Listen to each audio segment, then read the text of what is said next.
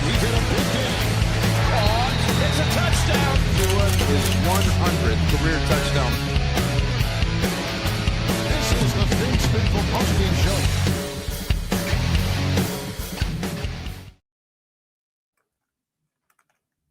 Wow, man, today was really a tale of two halves, I would say, for Quinn Ewers and the Dolphins. Honestly, there was nothing new what we saw. Absolutely embarrassing loss for the Miami Dolphins, 45-21. And you know what? In a weird way, this may actually be a good thing. Before the game, there are already reports about Mike McDaniel likely returning. And after that performance, yeah, maybe Stephen Ross should keep looking at his binoculars while they're down 45-21 and see what we all see. Dolphin fan, you should be angry. We're going to break it all down. We got a special guest coming in and out here live on the post-game show. Dolphin fans, you have every right to be angry today. So come vent with us. Let's let it out and dive into it. We'll start with you, Sarnie. Just talk to me. I mean, the theme of the problem with the coaching is the third quarter. And I know it's like a small aspect, but when you come out a second straight game and get your asses handed to you, I mean, we're not just talking about getting beat. Got absolutely demoralized, crushed out of the gates when you leave the locker room. That is a coaching problem.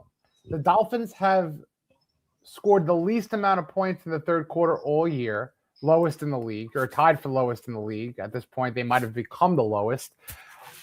This is a problem that has gone by the last couple of years.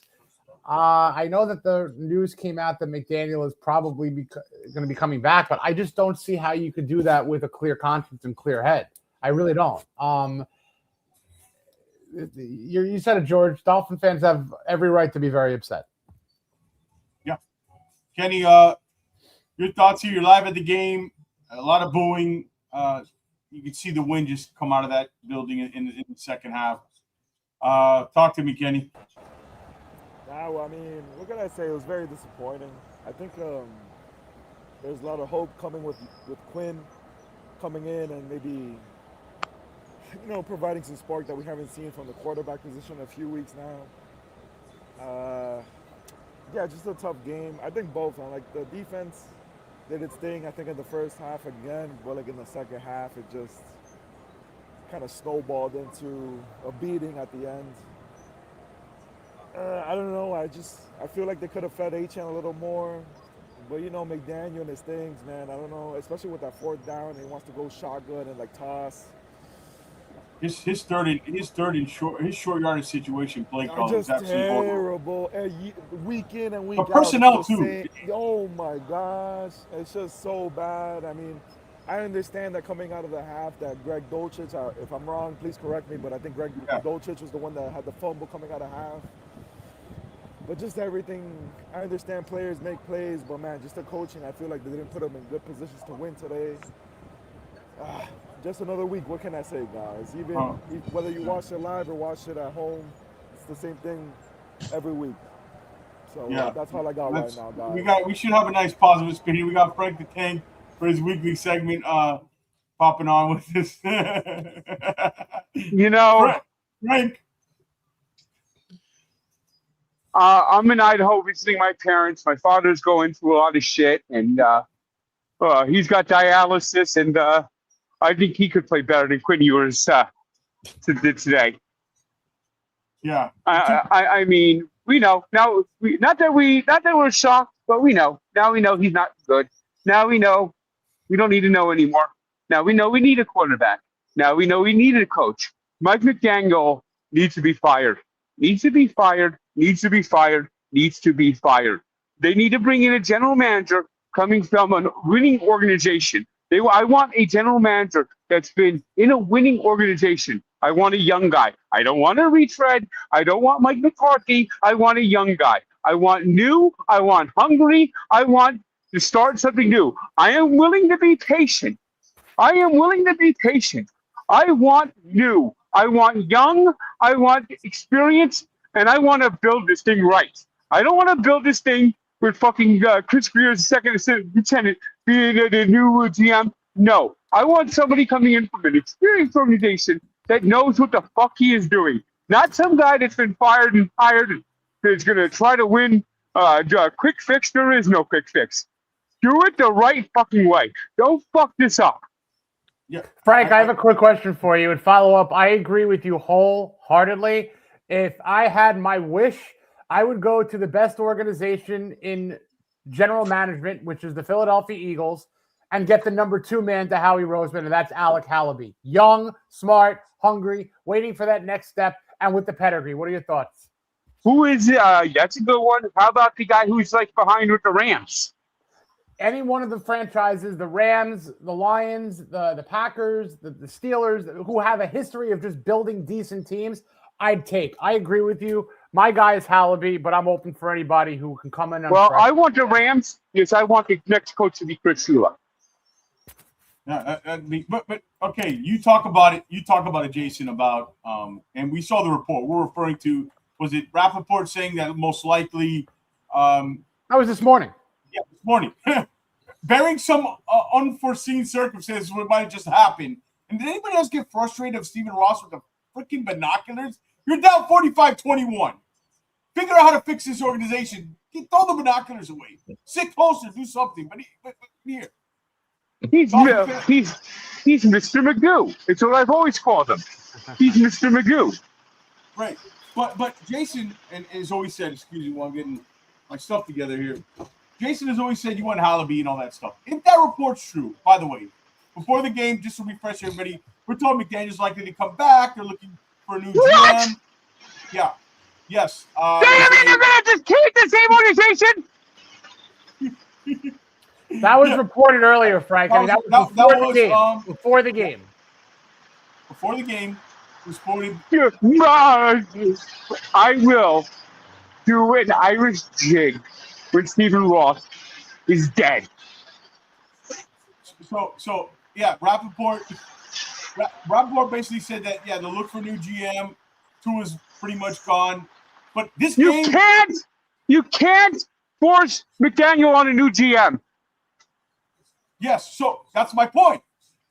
And this game is a perfect example. McDaniel's coaching issues magically supposed to disappear because they have a new quarterback. People are delusional. The bad game management, the in-game adjustments. How many times we get our ass kicked in the third quarter? The late game collapses every year. They never come out strong in the third quarter. This has nothing to do with the quarterback. It's not just Tua. It's the head coach. And we literally watched it today. And Dolphin fans should be infuriated because, Jason, you said you've already handcuffed to the next GM if it's true. Because you're not hiring Hallaby. You're not hiring the best football guy available. You're hiring somebody who agrees to keep your head coach. You're not going to let the new GM decide? You're not going to get any of your top choices if that top choice is saying, well, here is what you're inheriting. You know, if that's the case, then you're going to hear them go, well, we looked around and we're going to stay with the same GM. You cannot get your top choice of GM if they're inheriting X amount of people. You did not get your top choice at head coach 4 years ago because there was an inheritance of a defensive coordinator and a quarterback. That's why they got McDaniel. And I'm sorry, and I've said this before. Other people were in that door, and other people said no because of what they were going to potentially inherit. That's why you got a first-time head coach who needed. They haven't made the right choice in forever. I don't care if he's a first-time head coach or not. I don't care about that. But they need to bring in somebody who knows what he's doing. I'm ready to give a first-time GM, but I want somebody who knows what they're doing, someone competent for a change. I mean, I'm tired of this shit. You guys think Ross has been stuck picking third-tier GMs, third-tier coaches? He's going to be too shy. He's going to be too prideful to well, that's why their shitty logo represents everything about him. Yeah, so you mentioned the point, Lo-Fi. What's up, Lo-Fi? And Sammy, we'll get hey, you. Fellas. Yeah, in a minute. Yeah. So we mentioned you're not going to get the best football guy because the same shit they've been doing this half measured is not going to happen this year. Forget about Halaby, Jason. I know that if this is true. That's why I said today wasn't a bad thing. Now, look at the draft. It's not a strong quarterback class. Dante Moore, again, I'm going to save my opinions till I really get into the season's over when I really dive in. So it's not a strong quarterback class. So what are you going to do? Reach for a guy you don't believe in, roll out a bridge quarterback with McDaniel and a new kind of token GM as a solution? Meanwhile, this roster's going to be in cap hell next year. They're going to be younger, thinner on depth, less margin for error, and you're going to trust a coach who's already struggled when things don't go perfect? So let me ask this. I want to point you guys this scenario. So next year, I think they're going to be better. This is kind of like 2019. If they win 5 games, so you're saying McDaniel can survive that? Because the answer's got to be no. So what are they doing here? Why are you wasting the first year of a new GM? That isn't a plan. That's fear. Again, like Frank said, no conviction. We've seen this movie before. Same owner, same logic. It's him. It's him. He's the issue. He's the problem. He's got to sell the team, die, whatever. But Mr. Magoo has got to go. I call him Mr. Magoo because I don't know if you remember the old cartoon, Mr. Magoo. He was fucking blind. He was old, rich, and blind, and he didn't. And he was kind of klutzy and dumb. Yeah. So, but sure, they're just going to rely and hope it works out because it's apparently the only damn strategy he has is the hopium strategy. Sammy, talk to me, brother. I'm here. I've said it so many times that the definition of craziness is to continue to do the same thing and expect a different result. And now more than ever, this is the case with the search for the GM. It's just like we said. If they don't things that we never thought they would, they bench Tua with I didn't expect for sure. They fire Chris Green in season. The right thing to do is to start over. You're halfway already. Just rip it away. Find a way to start over. I know I can understand that Champ Kelly might get a fair interview, but if he's not the best candidate, well, I don't think he probably will because Jason already stated there are already better candidates. So why not do the process? He might be, Sammy. I don't think McDaniel stays. I don't think McDaniel. I hope not. No, he's going to stay. Mike McDaniel, Mr. Magoo's going to. Mr. Magoo says he still believes in Tua probably. You're going to say, "Oh, Tua wasn't healthy. Let's give Tua another season." Why not? If that happens, he needs an Steven Ross needs an intervention because he has a problem. And they'll trade draft picks. The Dolphins are trading a draft pick. Yeah, that's right. They're trading 2 first-round draft picks for A.J. Brown and giving A.J. Brown to Tyreek's money. So could Ross, you got to start with receivers. By All accident, you need is Ross speed. put us in the best spot possible by messing up 2026 so grand that 2027 we actually do get to pick our quarterback. Could he fail us all by himself? Nope. But here's the problem. Nope. They won't do that. And the Dolphins have decided to that trade did not work out, so they don't have a first-round draft pick. So the Dolphins are trading another future first-round draft pick, and they're bringing in Kyler Murray. I wouldn't be surprised. I actually can see that happen. So here's the problem with that low flying. Yeah, they know. Kyler Murray's going to be the Dolphins quarterback next year, and they're going to trade draft picks for him, and they're going to dedicate Kyler Murray, and they're going to be so cap heavy that they can't. It's going to take to 2049 before they're clear. Yeah. So here's the problem with Lo-Fi said. Yeah, you might do us a favor and we win 3-4 games, but you just wasted your GM hire on probably not the guy got to pick it. You wasted his first year. You didn't get the best possible candidate. I'm telling you, that's the path where this is leading to. Yeah, I don't know how much. I agree with Sammy. I was blowing my mind when I heard that because look, Rappaport's very, very, very respectful. Did you see that report with the co-GM idea that was coming out? I'm like, that sounds like Ross. Right. That co-GM? I agree with Sammy, and I agree. There is absolutely. Who's going to be co-GM? What are we doing here? Brandon Short? The most Dolphin thing is to promote Brandon Short. Brandon Shore is a contract guy. Brandon Shore is going to be the next general manager. Brandon Shore is going to be the next general manager. They're not changing anything. Mr. Magoo thinks everything is fine. They need someone brand new. They have to have someone right now. Mr. Magoo will never. Mr. Magoo, and as long as he owns a team, the Dolphins are fucked. As long as Stephen Ross, Mr. Magoo, a builder of ugly ass fucking toothpick buildings in New York, as long as he's general manager, the Dolphins are motherfucking fucked. This motherfucker, goddamn, I was hoping he was on the fucking Epstein list. I mean, good God, anything to get him out of the organization. When the Dolphins need to be the only thing that will fix the Dolphins is the day that motherfucker either sells or gets out of the picture. Either way, you can make $10 billion. Come on, you sell the team, please. Nah, that's not happening. But you know, sorry that comment. Anytime soon. So Sam, Kenny, we haven't talked to you in a minute, man. You've been hearing all this. What else did you pick up being at the game? You're the only one of us here who was at the game, actually.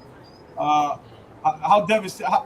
How much? What was the fans in that second half? I know the first half, and by the way, we'll get into Ewers' performance. This isn't about Quinn Ewers, but how much air went out of that stadium in the second half? Was there a lot of booing? Yeah, definitely after that Greg Dolch's that fumble, it was definitely tough to be in the stadium after that. You already knew that Joe Burrow was going to, what a quarterback that guy is. He's just going to drive down the field and get everything done after that. Yeah, man, the second half, it was basically all Bengals fans cheering after that. A lot of questionable calls by McDaniel, of course, week in and week out.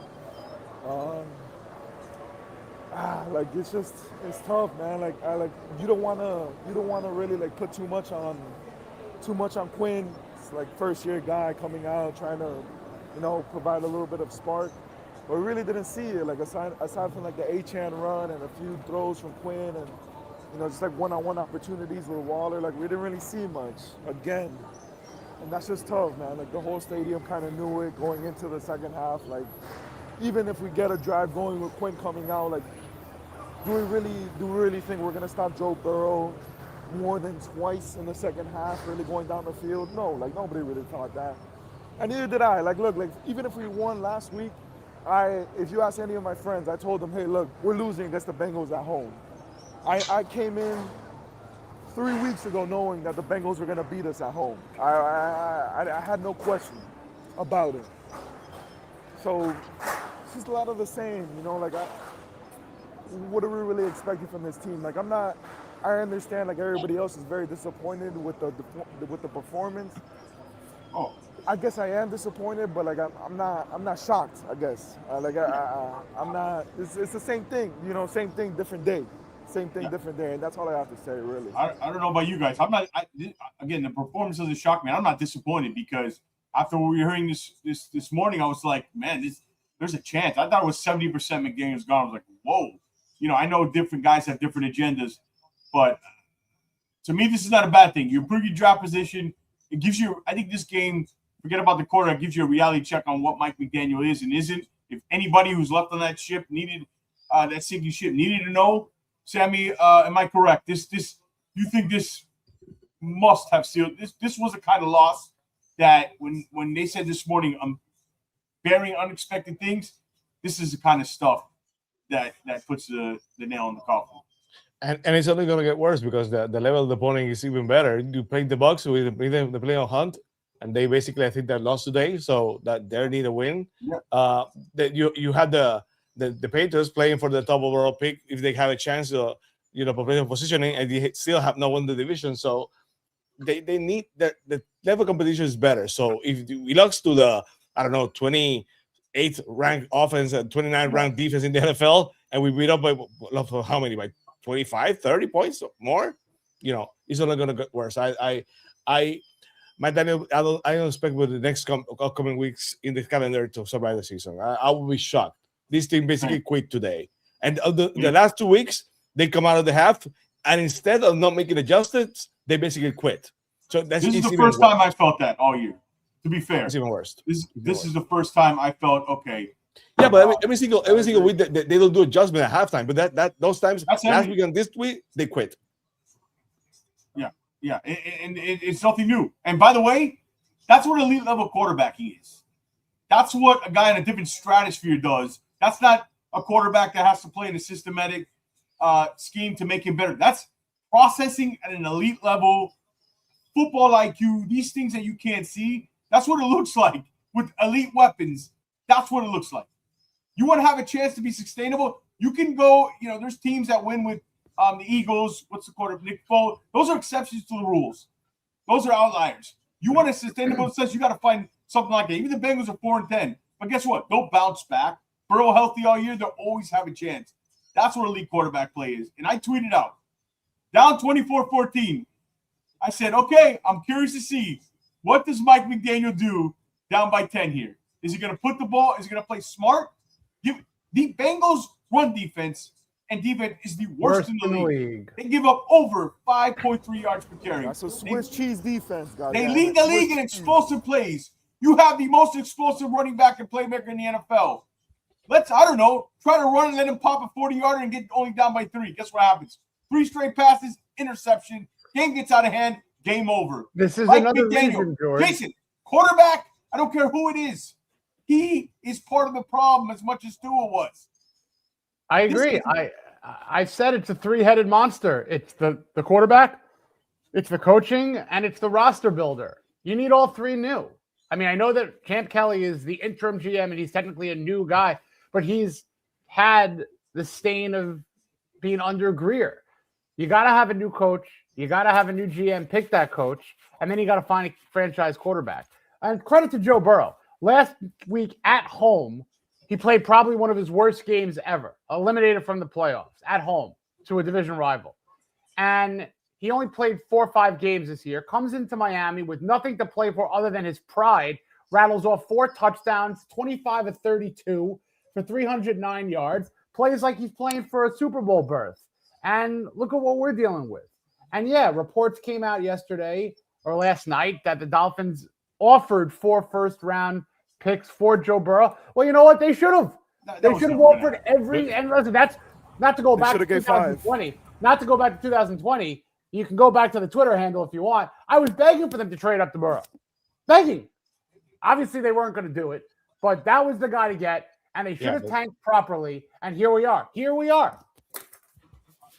Frank, you've been listening. I know you got some stuff boiling in your head here. You're muted, Frank. Frank, you're muted. Frank, you're muted. Frank. You're muted. Frank.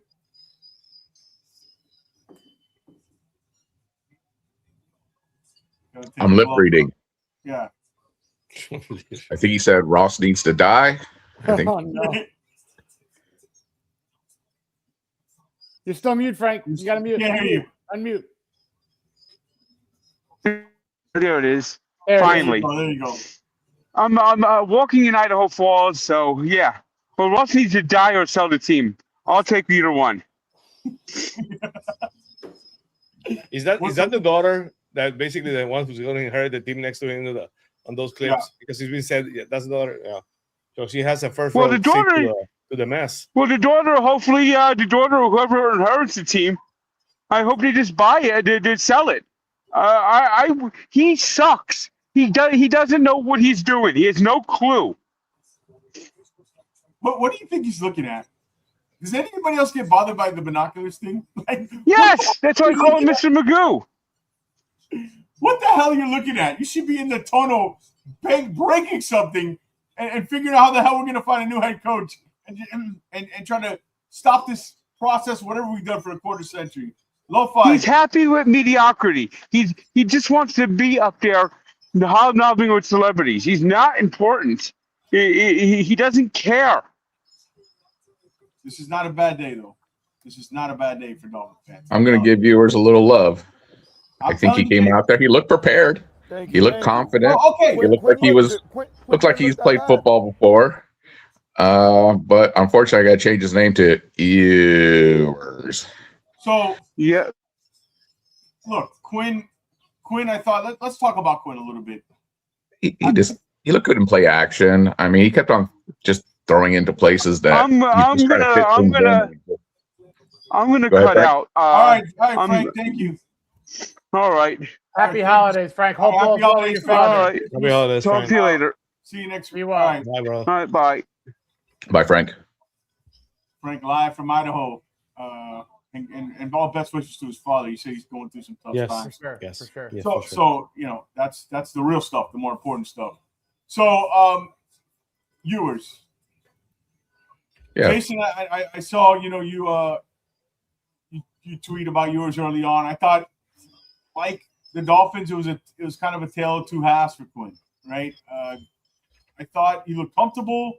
I thought he looked composed in the first half. Honestly, I see why they took him. They actually have a quarterback who they can put in who replicates their system of the starting quarterback. Well, no longer that they put in. He looks a lot like Tua on some of the stuff he does, you know, which good or bad. But I mean, he can run this offense. But you saw in the second half what a quarterback, when you're down, the defense's ears are going to be pinned back. You saw the rookie stuff come out. He was great in the first half.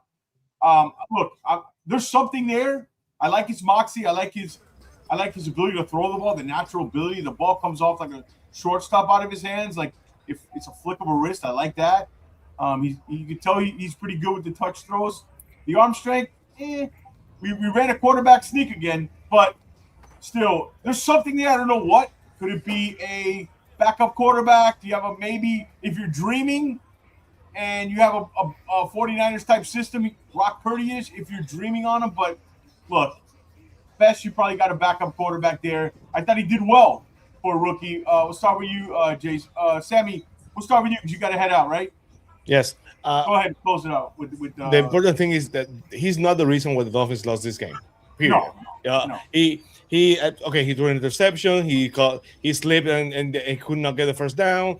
But you know, he's not the reason why the Dolphins lost the game. At the end of the day, he's a rookie. Peyton Manning threw 28 interceptions and 23 touchdowns in his rookie year. So you know, quarterbacks, even the great ones, throw interceptions when they're rookies. So he's not the reason why the Dolphins lost. I'm not saying he's the answer either.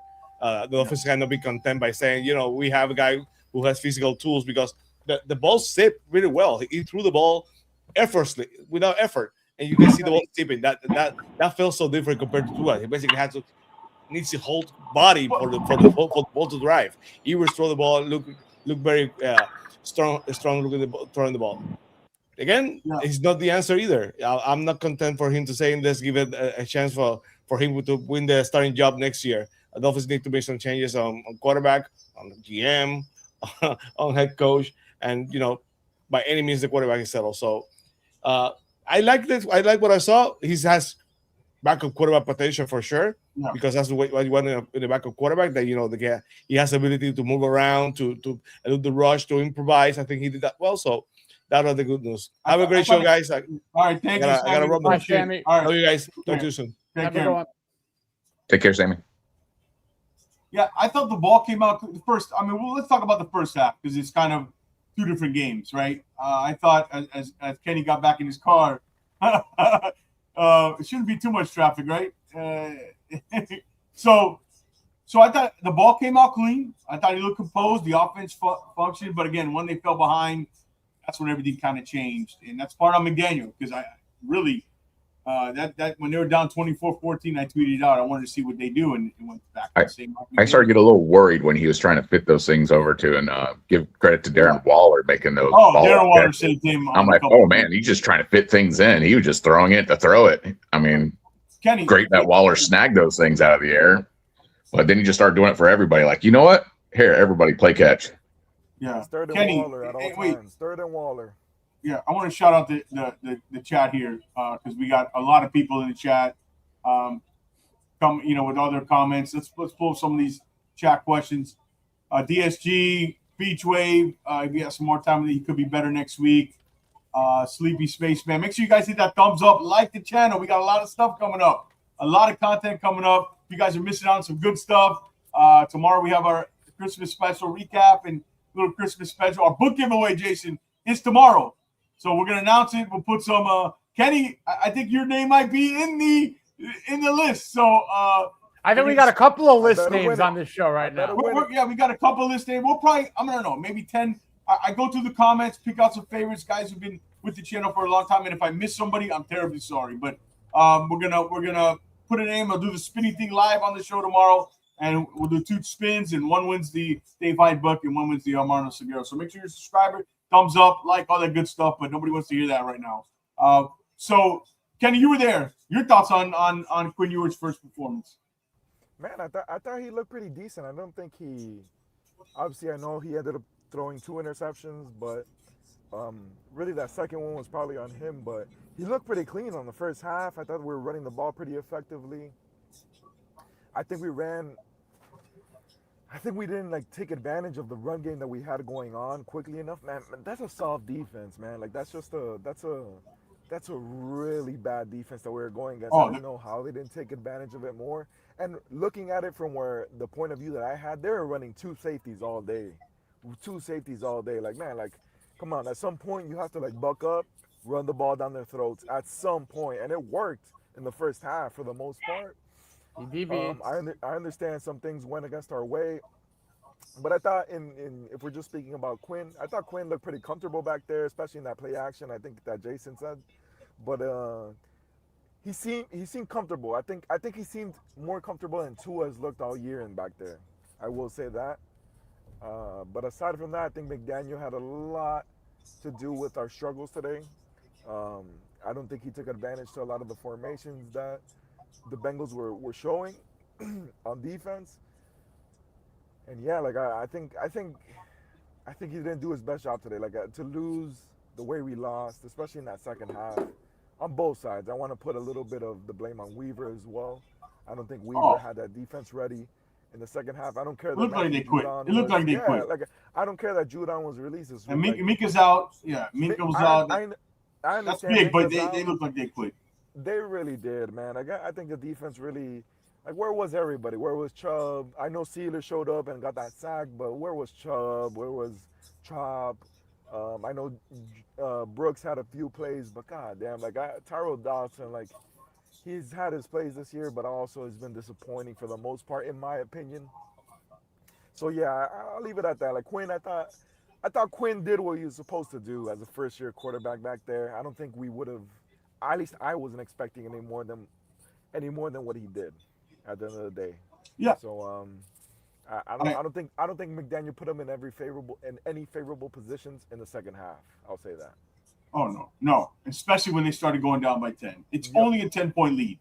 Yep. I'm pretty confident if they would have stuck with HN in that drive, they should have. People don't realize how bad the Bengals. Steve, if you look at their PFF grades, their explosive rate plays, they're off historically bad. See, I didn't. Yeah, go ahead. I didn't mind the play calling. I wanted more Quinn Ewers. That's who I was here to evaluate. See what Quinn Ewers can do. See if he can get us back into the game with some throws. You know, I wanted to see his arm. I mean, I know what Achan can do, and I'm not looking to try and win the game necessarily. I'm looking to evaluate Ewers. We got 3 games. But when they're running the zone and they're dropping back, like what can Quinn do in those situations when they're not? They know what's coming. They know what's coming. Yeah, they pin their ears back. 3 straight. I'm gonna explain something. Lo-fi. These kind of quarterbacks. I'm not saying Ewers is Tua. They're enhancing this system from behind, and you see it with Tua in his career. They're not aircraft carriers. You saw one on the other side. Ewers at his best. I'm pretty confident saying that. It's not a guy who's going to take you down 2 or 3 scores and march. They play within the system and on time. He's the same type of quarterback.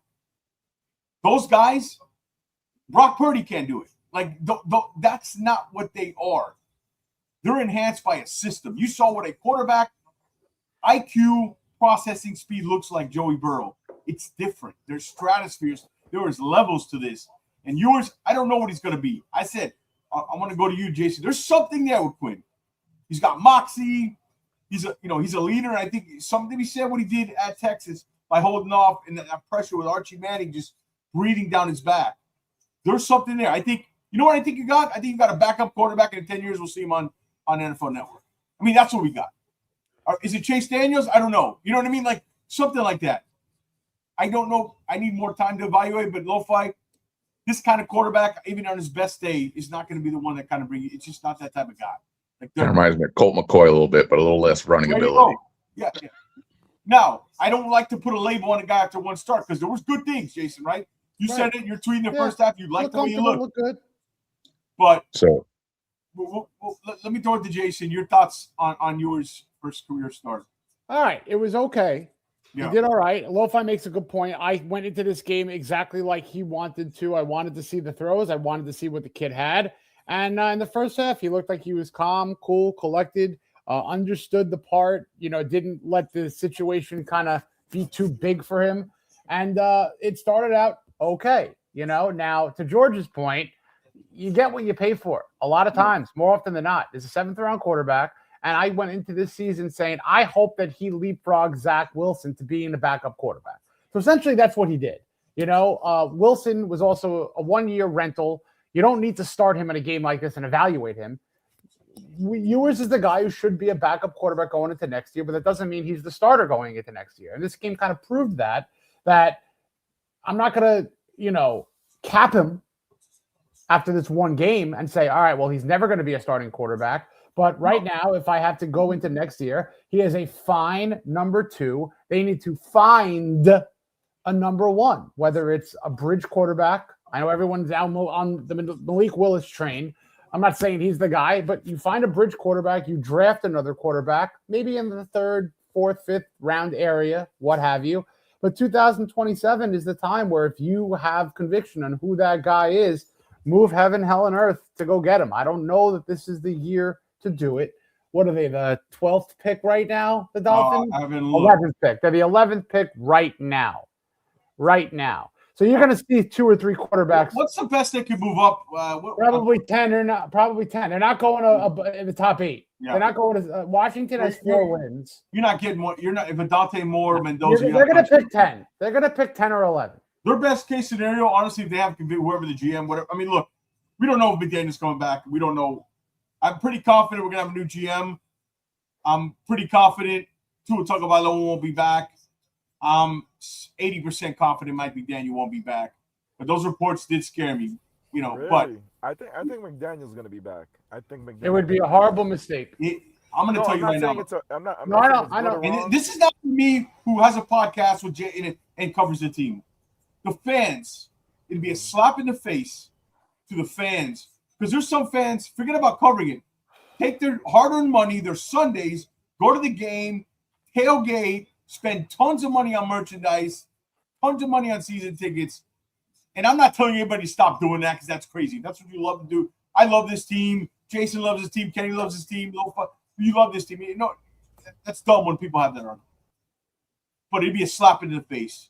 And you should be very angry if that happens. And take that as you will. Do what you want as you will. But if that happens, because this game was the perfect example. And I remember all those questions, Jason, I asked on the other show. Nothing had to do with Tua, and it proved right today. Yeah. I asked those 6 questions. Answer those questions to yourself. Write them down. Go back to that episode. So also a lot of issues. This team has a lot of issues, which what you need to do is blow it up. Everything, the process of how they do things in the building, from sweeping the parking lot, from the receptionist at the desk to everything should change. Get your damn binoculars out and look at that. Stand in front of.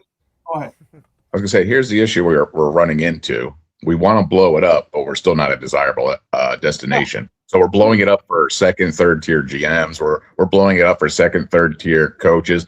Our desire level, it's kind of like Herbert. All of a sudden, Herbert, he brought the coach. The GMs are going to show up, and we don't have much to offer for these big time guys that come over.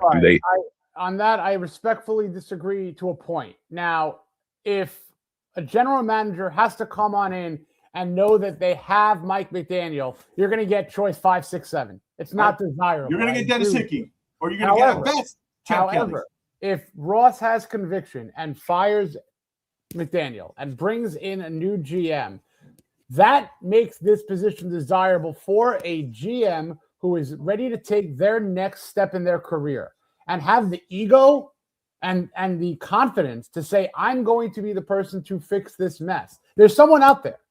There's someone out there who's going to do that to a franchise, whether it's going to be the Jets franchise, whether it's going to be the Giants or the Dolphins or the Saints or the Browns. You know what I'm saying? One franchise is going to take a turn because of a new GM in the next year or two. And if the Dolphins prolong that and they go against that, it's not going to be them. So if there is someone out there who thinks that they are good enough and smart enough and young enough and willing to challenge or take this challenge, I think this is a very desirable job because Ross will pay. He's never been shy of paying. But isn't the reality is they're already working the back channels, and what we're getting out of the back channels right now is we have a co-GM.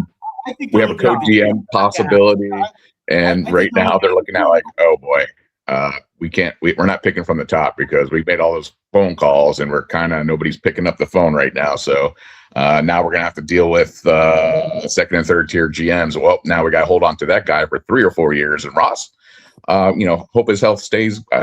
Wish the best for him and his health and all that. But he knows he only got so much time to try and right the ship. And he doesn't want to probably go down the path of, I'm talking in the back channels and I'm not getting any good feedback. All right, how do we put a product together for 2026 and try and line ourselves up for 2027? That's what it looks like is kind of unraveling for us. I would like to blow it up 100%. I don't want to watch another McDaniel's season of football. But here's the thing. Lo-Fi, not to cut you off. Here's the thing.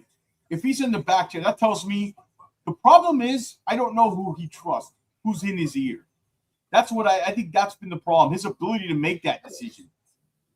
Jason's absolutely right. There is somebody out there, but you need somebody to hire that guy and identify that guy. I don't think we have that person in Steven Ross.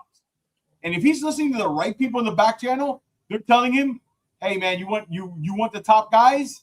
You got to clean everything out. So he's not, I can tell you right now, if he's thinking about keeping McDaniel, who's ever he's talking to in the back channel, is clueless. It must be Garfinkel. I don't know who it is. Look, it's the same thing if a business wants to hire, if a business and their financials have been terrible for 5 years and you need to hire a new CFO, you're going to get a great CFO if they could say, you know what, I need to hire a controller. I need to hire a director of financial planning and analysis. However, you're a recruiter for him. You do that. However, I'll make the analogy. No. I'm saying you understand that. I understand that concept from a general business standpoint. Football is different, but the same rule applies in a situation just like a head coach. Oh, you want to come in and be the head coach of the Miami Dolphins? Great, you can. However, here's your defensive coordinator. Here's your quarterback. Here's your offensive. And that head coach to be like, well, yeah, you know what? I didn't really want that. I kind of thought that I'd be able to take the job and bring my own people or at least look for my own people. That's the point. That the position becomes less desirable if the candidate doesn't have their own shopping list, grocery cart, checkout ability. The new person, if there is a new person, has to have a clean slate, given the paintbrush, and let them work and make their masterpiece by themselves. They can't inherit anything, or else canvas has to be blank. The canvas has to be blank. Right now, it has one black line left in it. It's ruining the picture. Exactly. So here's how. Go ahead, Lo-Fi. Here's how I kind of look at the Dolphins. I'll give you a real world situation. Blue Cross Blue Shield subsidies have gone away. So what is the when he was the CFO, the CEO? What did he do? Jump ship, retired. Why did he jump ship, retired? Because he sees the ship about to sink. He gets off the ship. Guess what? Blue Cross Blue Shield doesn't have anymore a top tier CEO anymore because the job is no longer desirable. That's what I think we're at right now. We're just not on the desirable list. Sure, they end up hiring somebody because you have to, but once you get into the situation, you end up with the Chris Greers. You end up with the McDaniels and all the previous coaches before because we're just honestly not desirable. I mean, we have to deal with the first thing he has to deal with is Tua contract, Chubb contract, Hill contract. I mean, he's like talking like, okay, I got to strip this. I got nothing to work with. Okay, Brooks had a good year. Okay, all right. So what else am I supposed to work with? My draft capital? No, you're right. The draft capital could. I mean, look, it's not a desirable 2026 scenario for a new general manager. However, again, and I'm kind of painting this with rose-colored glasses here, but if 2027 is the time, right, and you have a good foresight of a general manager, they got a lot of draft picks where they can continually move back a little bit in 2026, pick up a 2027. Move that 10th pick in 2027 to the back end of the late 20s, get a 2027 third. All right, take your second pick, move it back, get another late round pick this year, another pick in 2027. You want to run with Quinn Ewers or freaking Kirk Cousins or whatever other quarterback is a bridge, Malik Willis, you might win 2 or 3 I like games. that one. But fine. I actually like that one. That's fine. But the fact of the matter is, we're not going to the playoffs next year. Can we all agree? Roster will be worse. Younger and worse. So What they can do is go ahead. they can play real quick. They can play with the assets that they do have and plan accordingly for 2027 to have 12 to 15 draft picks in that class, and you can move 7 or 8 of them if you need to get quarterback 1 and still be able to draft 4 or 5 quality players. Yeah. And I want to ask you guys this question, Kenny and Lo-Fi and Jason. So tell me what, because I'm having when I go through the scenarios, again, logic and Ross don't make sense. I said he's going to Ross this thing. Ross is going to Ross it. What does it look like next year? You know, what would it look like under McDaniel? So we're all saying and pointing the direction that we think this team probably will be worse roster-wise. They're going to be in a little bit of cap hell. I don't think they're going to be able to trade him, even if they eat most of the money. I think they're going to have to eat that 67 dead cap. They'll get a little relief with Tyreek. The roster we think is going to be thinner, like I said, and less depth. So can he afford to win 5 games? Like, is he the Brian Flores 2019? You're just going to put him up there? Because there is that argument. So Curtis said on the countdown game, he says, look, and I kind of agreed with him. When you hire these coaches in these rebuilds, they're just your coach for the first 3 years. Like, that's how it really goes. And then the next coach reaps the benefit if it's done right? So is he just going to be that kind of bridge coach next year for the GM? It doesn't make sense. You guys tell me what you think it looks like with McDaniel, a bridge quarterback, and the 5th or 6th best GM candidate. What does that look like? Yeah, lads, if you don't mind if I go first, because my phone is about to die. Yeah, go for it. If it dies, you're good. Pleasure, but I want to give my opinion real quick because I think it's a great question. Yeah. If it's champ going forward as GM and McDaniel, I would like to just stick it out with Quinn, cut Tua, and move forward with that idea. You know, might as well just move forward with Quinn and see what he has in a totality of a season. If it goes bad, okay, I don't expect to make the playoffs regardless if the team is competitive next year. I don't see them winning 10 games at all next year, no matter what direction they go in. I hope that it's a different coach. I'm at that point already that I think McDaniel's he's already worn out his welcome. I'll say that. But I would really like to see another head coach. But that being said, what I think happens, if I had to bet money on it, I think McDaniel stays. I think Champ Bailey stays. And I think they run the same thing this year, or the same thing that they ran this year next year. That's what I think happens. I think Weaver stays as well. And that being said, I hope that they don't reach for a quarterback this year. If it falls on their lap, okay, that's fine. I agree. But I hope that they don't put all their eggs in a basket to go reach for a quarterback in the 2026 draft. But I think that's what it's going to be. I see ourselves winning less than 9 games next year. If anything, they'll get to, like you said, like 5-6 wins. Yeah. I don't see them winning much more than that, especially with the scenario that I think is going to happen. I think it's going to be status quo going into next year. So I guess we'll see. But I would run it with Quinn next year if we had to come to. You know what? And we'll sign you off here. But I want to say you made the point that you think McDaniel and Kelly are coming back. I prefer that. I said this, Jason. I prefer that option because then you could they kind of could be the bridge for the bad year, the tank year, and get rid of them both. And then you have the 3rd pick in the draft. Yep. You have draft capital. You have a better quarterback class. Because I'd rather wait to make the hire because Kelly being promoted is not really a hire.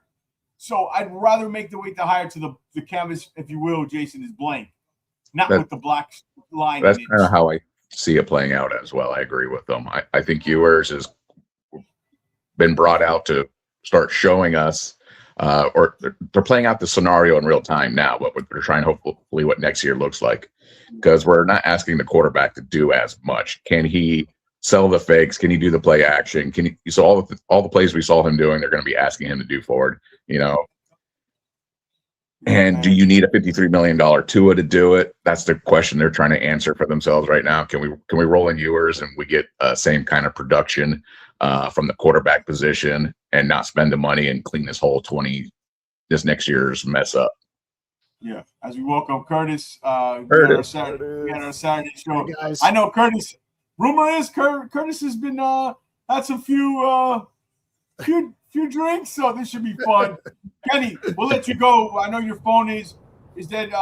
Make sure you tune in tomorrow to the X-Week special because you could be one of the. All right, thank you, man. Safe drive back home, and Drive safe.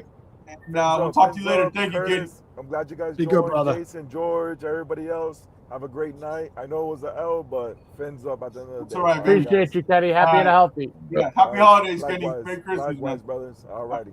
Bye-bye. That was Kenny. Kenny was one of the few supporters from the beginning of the show when I first started, and he's great. And shout out to everybody in the chat. Come on over to this post-game show, man. I'm telling you, you got to. I know I'm being arrogant, but I really do think we have the best post-game show in town. It's a good time. All right, Curtis, we got some videos.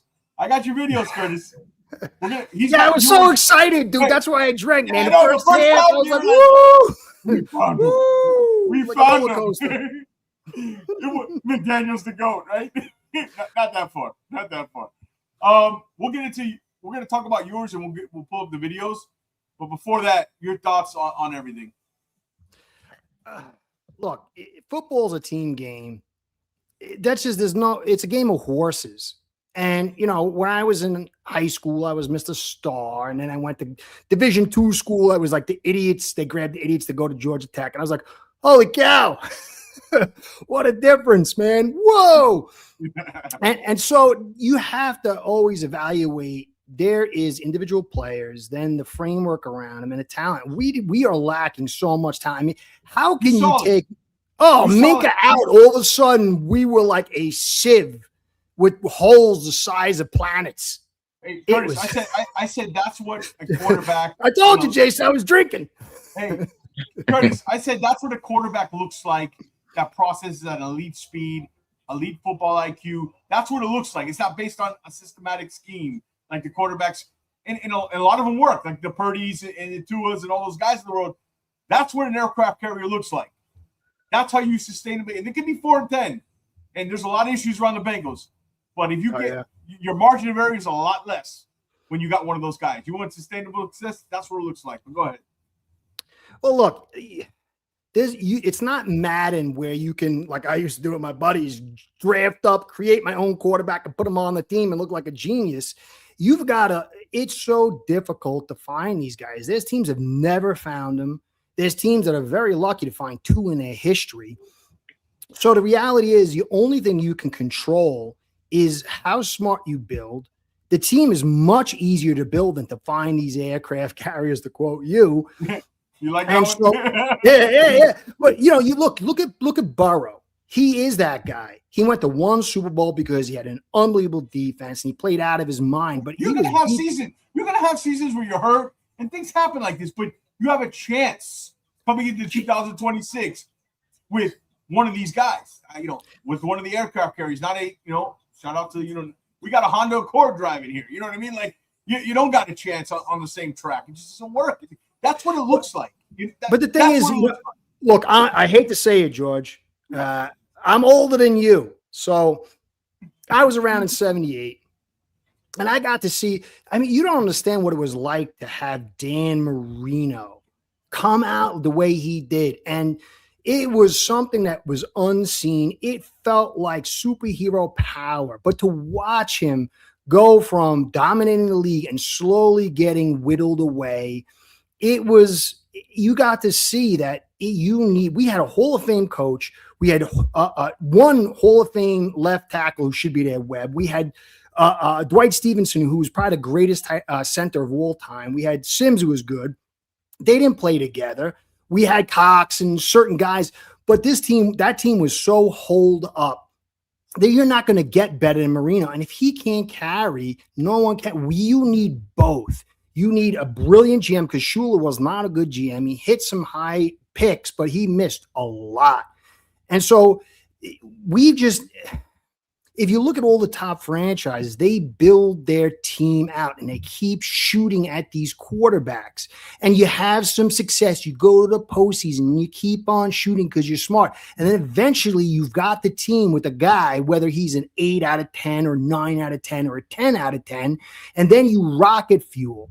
And Ross it's in his blood to race to the finish. And football is not about cheating corners. You've got to take the right approach. And so Ewers is a guy, you could be your backup, maybe a little bit more. That's a nice hit. So you shoot next year, you shoot the year after that, you keep shooting. And if you've got guys, 2 or 3 guys that are solid, you trade them away. Look at Belichick, traded Brissett for a 2nd-round pick, Jimmy G for a 2nd-round pick. So we've just got to build this thing right, have people who can see the cycle. I mean, we had people that just were incapable. See the cycle, build the team, and then you take your shots. It's got to be a long-term process unless you get these miracle drafts, 2 or 3 back-to-back. So Dolphin fans need to understand this. We are a long way away.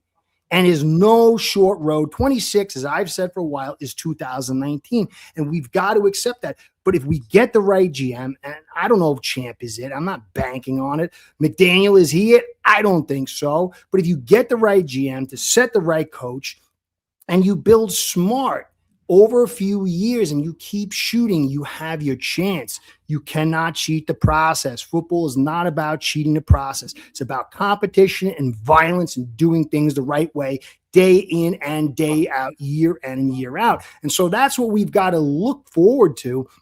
27, late 27, if we're geniuses, maybe you'll see a spark. But likely it's not even going to start to 28, even if we get a good crew here. So we've got to understand that. They can't roll out the hopium for 26. It's all year. We're just a few pieces. We are more than a few pieces. That's fine. Get the right GM. Ross stops putting his finger in the pie after he sticks it in his nose to interfere with things. Get the right dude here, and then we will build slowly. Step by step, the right way. Like when I went to college in my small little, it was all about every single thing.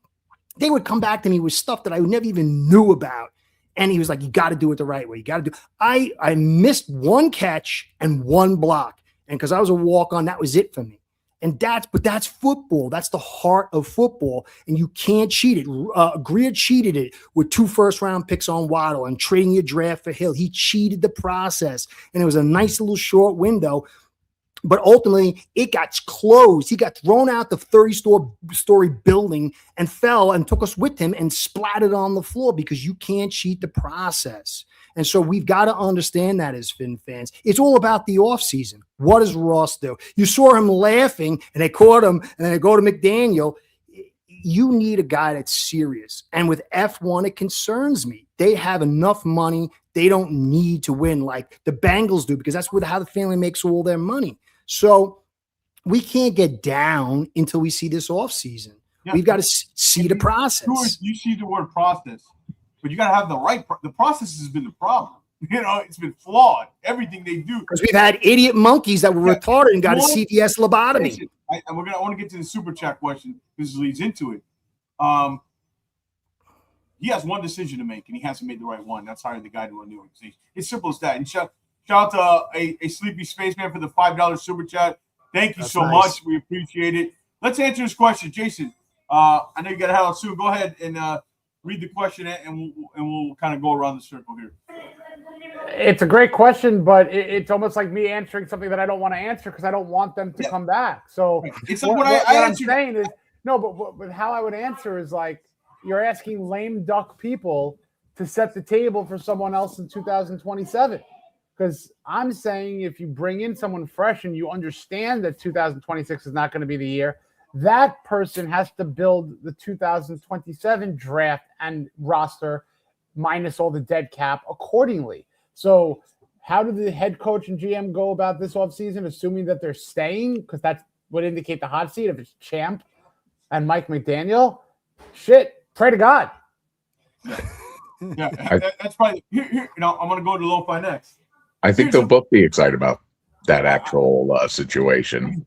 One gets a chance to put his stamp on a draft, and the other one gets another paycheck that he already got an extension on to prove that he's a head coach in the NFL. Because he did make some changes in his head coaching style, trying to become less of a player's coach and showing emotion. So, he's trying to learn to adapt. Give him another year, maybe he could win us over in some way, which I highly doubt. But both of those guys, I would say, Sleepy, that they would be excited to be a stopgap. Yeah, I agree. And I'll say it's a question I asked. I asked, what does it look like in 26 with these two guys? Because I think they'll look at the draft. It depends. It depends. Like, can Mike afford? This is what confuses me. Can Mike afford a 5-win season? Because if they bring him back, my answer would be no. I think Champ would be on a longer leash. But I think inevitably you're just delaying the inevitable. They'll both be gone. I don't know if they go quarterback. I think they'll probably look for a bridge quarterback, a Cousins. Maybe I could, Malik Willis is a guy I like as kind of a project to bring in here. I wouldn't come in and declare my starter. I like him. I liked him in his draft year. But I think they'll try a bridge quarterback. Whoever, trade for a Mac Jones. I don't know. I've heard Davis Mills. You know what Davis Mills reminds you? And cover your ears, Dolphin fans. That makes me like trading for AJ Feely. Remember that? the backup quarterback. There's a backup quarter, the backup for a reason. But I don't know the answer what it would look like because I can't understand logically what the plan would be. Like, my best guess, bridge quarterback, try to win. You're going to be younger. McDaniel proving that he could do it with a new quarterback, that he did. Because McDaniel's best argument was always this. Hey, you asked me to elevate to his career. I did. I came in. I rehabilitated the guy. I did what I had to do. I got the most out of him. I squeezed everything out of this guy. I probably took him to levels he shouldn't be playing at in the NFL. Now let me do it with my guy. Unfortunately, it goes beyond that. And you saw a little bit of that today with Mike. It's not going to work. You're delaying the Have you guys seen next year's schedule for football for us? That looks if everybody plays the same as they did last year, because everything does change next year. It's brutal. Lo-Fi, I never look at that because I never know. You never know what it looks like when we go the win loss. You don't know what happens to teams' injuries. There's a couple teams on here. I'm going to go ahead and I'll say they'll be just as good as they were this year. Unfortunately, someone like the Kansas City Chiefs had a bad year, but our win is we get to play them. Someone like the Lions, that's you can start chalking some pretty good chances. We got some L's lining up. I don't see anything like this year. It was kind of a year we could have, if we had more talent, we could have maybe knocked on the door of a playoff spot, but we were so talentless on ability. And as soon as Hill went down, I think it was very exciting because at least that led to some new innovations from McDaniels. We actually started running the ball. And if that's the identity we have next year, I guess you could squeeze out some wins, just by doing the old Patriots way. But again, what are you going to squeeze out wins? Good enough to be good enough to do it. It's just all the cycle leads to the same place, unfortunately. Correct. Curtis, what are your thoughts on what Spaceman had to say about how do they go about the offseason knowing they're on the hot seat? How do you think that play looks like? It's very easy, man. One of my favorite movies is Good Will Hunting. We've got to do dead will hunting. Next year is the tank. It is the Fitzpatrick and Flores. Are they placeholders for the tank? Are they placeholders for the tank? Basically. Yeah. You know what? Notice, I can buy that. And I'd be okay with that, actually. It is dead will hunting. I'd rather, crazy as it sounds, I'll let you finish. If that's the case, but then again, what happens? They don't know they can't even do that right. If we win 8 games, you know what I mean? That's what will happen. But if that's the case, fine. Because then keep McDaniel for keeping him and do that. I'll live with that. But this half-measure stuff, bringing a new GM because Jason says it over and over again. The key point, and I say this, is the front office hire. Yeah. And with Mike, you never know. You can get lucky. But with Mike, you're not getting the right candidate. That's the problem. You're starting the clock. Then it's just another 4 years of this if you don't have the right. It's just, I don't want to start the clock like this.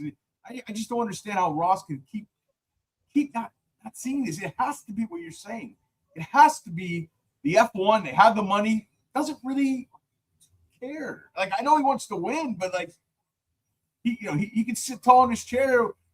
I mean, he could sit on top of the tallest building in the world if you put all his money under him. Like, well, he said that once. He said that once. He goes, it's so much different than business. In business, you could just throw money at it. And I keep throwing money at the Dolphins and they don't do anything because he doesn't get it.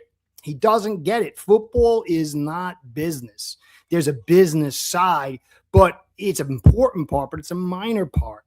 And remember, every time he makes a big cut, he's got to have his little blankie. There's somebody there that he trusts that he's got to hold on to. Now, Shore is the guy who didn't want to make all these big spends. I think that's his blankie. But McDaniel's locked into 28. So I think that he's the sacrificial lamb. The blankie is Shore. You tank. Because look, if you get rid of all the guys you got to get rid of Tua, Hill, and Chubb, and all these other guys, you're going to have a bad team with McDaniel, who is not going to be able to rise this thing up. He's got the likability and sort of the hateability now. You ride him to the bottom. You get 1 year out of him to get your tank. You cut him 2 years short. You go into 27 with a top pick, and then you have something to draw somebody there. You've got a clean sheet mostly. There's going to be a lot of dead cap, but not as much. And then you can maybe do something. But Ross is just a guy who operates with a business mindset, and he just likes certain people, and he needs that blanket. He's scared of guys that are like the Parcells and the Floreses and the Sparanos. He likes the McDaniels, and he likes the Greers, and he likes the Gases. And so that's been, he doesn't like guys ruffling the operation. Nope. He likes his control, and he likes to feel good. And Shore is a guy he trusts, and Garfunkel's a guy he trusts. These are two guys, and I think he likes Champ because Champ is an NBA guy. He's an analytics guy. He's played some football. So the sacrificial lamb will likely be McDaniel. I think he's coming back. And so you just write it to the bottom, and you give him his last chance. Oh, I tried, and you cut him, and you got your top pick, and then you see what happens next. Hey, how good was the draft? How good was his draft? I don't know. Question for you, Jason, and guys. Do you think Ross actually has a pulse on the fans? Because we jumped up and down for a firing. We got Greer. We wanted to bench Tua. He's on a bench. We wanted to see Ewers. He's up. And now we're starting to call for a tank in 2026. Is this how he's kind of serving up what we want? Is he actually being smart in that regard? Like, all right, yeah, it's a good question. But like the funny thing is with Ross, it's like we're only a fraction of his fan base. Because in May, you got the international fan base with the Miami Grand Prix. So the page is going to turn to preparing for that and his moneymaker and the international extravaganza that it is, the celebrities that he's going to welcome in. So I hate to be this guy. I don't think he cares. I don't. I mean, this is a man who is from New York who was selling Jets merchandise when he first started in the Miami Dolphins in the Dolphins team store, because he thought, all right, maybe the Jet fans who are here will buy some stuff and make some money. I don't think he cares. He is a businessman that knows how to make money. And this is the worst performing football team the last 25 years. It's the 6th most valuable franchise. That doesn't jive with me from a football standpoint, Lo-Fi and everybody. But what it does is makes me understand that he knows how to make him and his people money. And unfortunately, to our good friend Frank the Tank, he is not letting this franchise go out of his family because it's not the Miami Dolphins that he owns. He owns the land, lock, stock, and barrel. And you know what? No pun intended. We're the ones that are getting put over the barrel, and that's it. Let's thank you again, Buffalo. We got the Buffalo. Thank you, Ricardo, for the $199 donation. We appreciate that. How would you handle Tua's cap hit? I think there's two scenarios. The best case scenario, you'd probably be able to trade him, but eating all but like $6 or $8 million of the salary. Problem is finding a partner that matches somebody you want to take a chance on. Maybe you can find somebody. But I think the more realistic one. I'm willing to give up a 3. Yeah, I'm not doing that. It's a simple one. That's the Osweiler rule that people have been joking about. I think the most likely, and then you guys can answer. I like math. So 30% of, or actually, I think it's technically 28% of your third rounders are still around after their rookie contract, and only half of those are actually starting in the NFL. So if I have to give up a third to dump out Tua, math tells me do it. You're not wrong there, Lo-Fi. And this is the last point that I make, and then I got to bounce, guys. And I'm sorry to do it. But you have 3 thirds. So if you want to move one of those thirds or 2 of those thirds or all 3 of those thirds to move up, down, around, or do something with the quarterback, I'm open for that. You are right, Lo-Fi, with drafting a player, the percentages aren't in your favor. But asexually, they have 3 of them that they can do the right thing with. And Ricardo, to answer your question, you do your best to just cut your losses and recoup whenever. You hope and pray you come as close to the Denver Broncos model as possible. But this is not a good situation that we're in. It's very obvious. And I think, again, you got to clean house, brand new canvas, and let somebody come on in with the gumption and the ego to say they're going to be the one to fix it. I'm probably not going to get what I want, though. So here's where I go with this draft. If we're going with the scenario, 2026 is going to be kind of a dump year for us. We're usually in a draft, you start drafting scheme fit players. Now we have to project McDaniels is gone. What's the next scheme? Are these players that we're drafting even fit in the next scheme that's going to be rolling around? So at this point, I'm willing to sell draft picks because I don't know what's around the corner. That's why I was very excited about someone like a Tyler Warren. He's a complete tight end. He's going to help anybody. Right. That's kind of draft we have to have. Player if there was ever a draft to go best player available, get as many guys in the building. That's what the Eagles do, the Ravens. Right. You're on the board. This is not free agency. You don't know when you're sitting on the clock and your pick is off what's available. Right. It could be a corner. It could be a quarterback surprises you. Best organizations. Take the best player available. Get as many in the building. Figure the shit out later.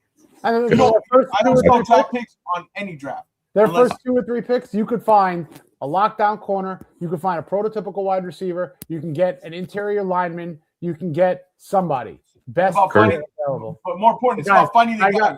I got Jason, wait, before you go, Jason, tomorrow night, Christmas special. Recap. We'll recap it all more. Christmas special, 8 o'clock. Bobby Shouts from the Dive Bar. He was in there. He'll be with us, and we'll have some other guests. Jason, thank you so much. Thank you, guys. Brother, and, have a great night, Jason. Fins up. Fins up. Right. Appreciate you all. Be good, brother. So, all right, debut. Hold on. Sports Night with Jorge. Jorge, thank you so much for all the support for the show. I'm very proud to have you on here. Finally, awesome. How you doing, Jorge? Can you hear us? He's coming. Good. He's coming. Can you hear me now? Yeah, good. Yes. How you doing? Hey, buddy. How you guys doing? Good. Thank you so much. You're always in the chat. I appreciate the support you show on the show. I only can hear Curtis. I can't hear you. You can't hear me. Can you guys hear me? That's why then you're only hearing what's important. Yeah. You don't need to hear me. You're up, Curtis. You don't hear me, Jorge? You can't hear me? I guess not. Curtis, go ahead. Look. If Curtis was the GM, what I would say is, look, you've got to suck and strip down to be good.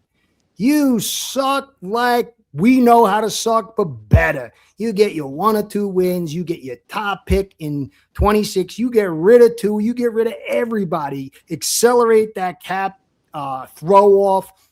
You not going to be too good in 27, but you've got a shell of a team, the right leadership.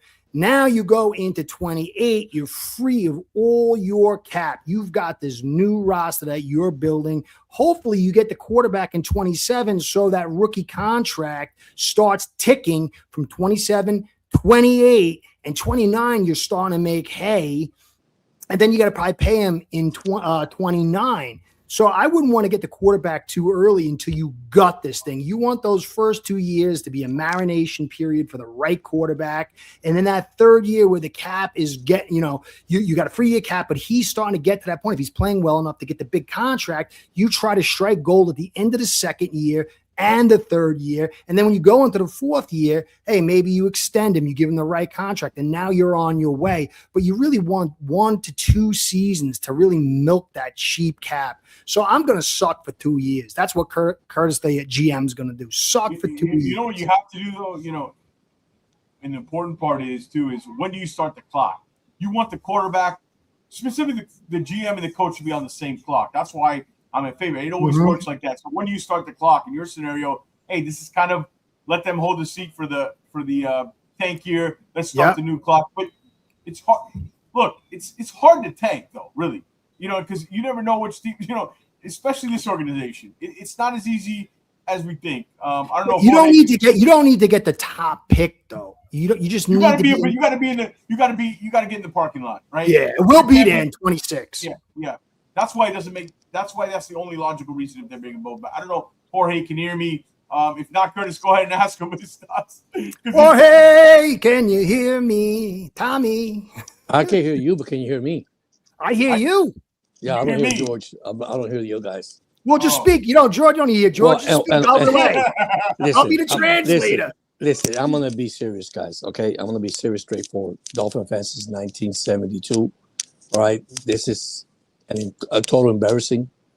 It is time for McDaniel to actually leave the ball club. I still believe if the Dolphins decide to get a new GM, McDaniel's not going to be here. I know our salary cap. I know Tua's contract. Listen, if we're going to have to dump players, we're going to have to dump players. Unfortunately, that's going to happen. Okay, I don't feel it's a rebuilding mode. I feel more that, listen, what happened to Quinn Ewers today, let's be honest, you're down by 10 in the third quarter. What do? Throw the ball 3 times. What happened to the running game? I mean, you can't blame the young quarterback. I really can't. I know he's not the superstar, all right? But it's a point out that the fan base, especially Miami fan base, and fans have been here for many years. I mean, listen, from Don Shula all the way from, first coach, George, if you want to call it, that we had here. And looking at this team, it's just totally embarrassing. I think McDaniel is not the head coach. I think he's not a head coach. He's a good offensive coach, if you could say that's best. But it's getting to a point already that it is considered tiring. I mean, let's look at Tua. You sit down Tua, all right? What was working? The running game. But you decide to sit this guy, okay? You should have sit him a long time ago, even on the winning streak, all right? But who's going to sign a $54 million contract? Quarterback, right? Well, there it goes. Here we go again. Greer, after all these extension contracts, let's start with Greer. Messed up the whole entire team. I still believe that, listen, you bought Ramsey, and I'm going back, and you bought Tyreek Hill to win championship. No, you did not. No, you did not. You actually hurt this team by bringing these key players to this ball club. People disagree with that, but I don't. I don't need a superstar to come to my team. I need a player that's hungry and wants to win. All right? I don't need a veteran president to come in here and say, hey, here's my contract. I'm going to do my 10, 15 catches a game, get my 100-something plus yard a game, my TD, because all he did was give stats. That's all Tyreek Hill did, guys. I'm sorry. I'm not taking nothing away from him. He's a great receiver. But look at now. Look at the bind now. Do you want to blame Tua for everything? No, you can't blame Tua. You want to blame Tyreek Hill for everything? No, you can't blame. It starts from the top to bottom. This organization has gone downhill since then. And it starts from the owner. Yeah, I would say a lot of those draft picks that we gave up for players is because we're missing so much on the draft. And what you usually do is now you start overpaying players to come to fix the things you missed. I'm not too upset with some of the draft picks that we got, that we gave up, like for Hill and whatnot. I kind of saw what the vision was. Chubb, maybe I'll say something a little different, but someone like Hill, yeah, for what the offense we were going to be running, he's a perfect fit for what we're trying to do. He's proven.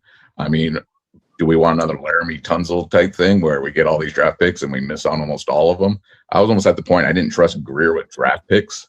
I was like, you know what? Just give me proven players with those draft picks. I'm kind of okay with it. We had the cap space to do it. Didn't agree with some of the ones he decided to go with, but the strategy was somewhat sound for the time they were doing it. Just I don't think they executed it very well. And then when you miss on even those kind of players, yeah, we're totally crippled at that point, because now we're missing on draft picks and we're not bringing over the correct veterans for our high-paid veterans that are going to produce for us. And often injured Chubb and left tackle Teron Armstead, a GOAT, but can't stay on the field. All those things just led to, all excuses that we had on why we didn't make postseason, why we couldn't win a game on that, because we had that built-in excuse, is what I call it. Oh, if only we were healthy. Mm-hmm. So am I the only one Jorge can't hear? You hear me now? I can hear you now. Oh, okay. Hey, how you doing, man? I was telling you, thank you so much for the support you've shown the channel. Well, thank you, man. You're welcome. I appreciate it. I agree with your points, and I said it. You specifically in the game. We're going to talk about this specific game. Prove the point. They were down 24-14. I tweeted it. All right, let's see what McDaniel does. We talk about it, Curtis. He panics, and he's going to put Ewers in a bad situation. I knew what was happening. Three straight throws led to an interception. These are just the things that are not going to change with a new quarterback unless you get the aircraft carrier, like I talked about, who they can kind of supersede these mistakes. This is very clear, and I think I said this, and I agree with your point about Tyreek Hill. Not that, okay, I understand Tyreek Hill, the player. I can't argue acquiring that kind of player and what they gave up, blah, blah, blah. But it was the direction change that I had an issue with.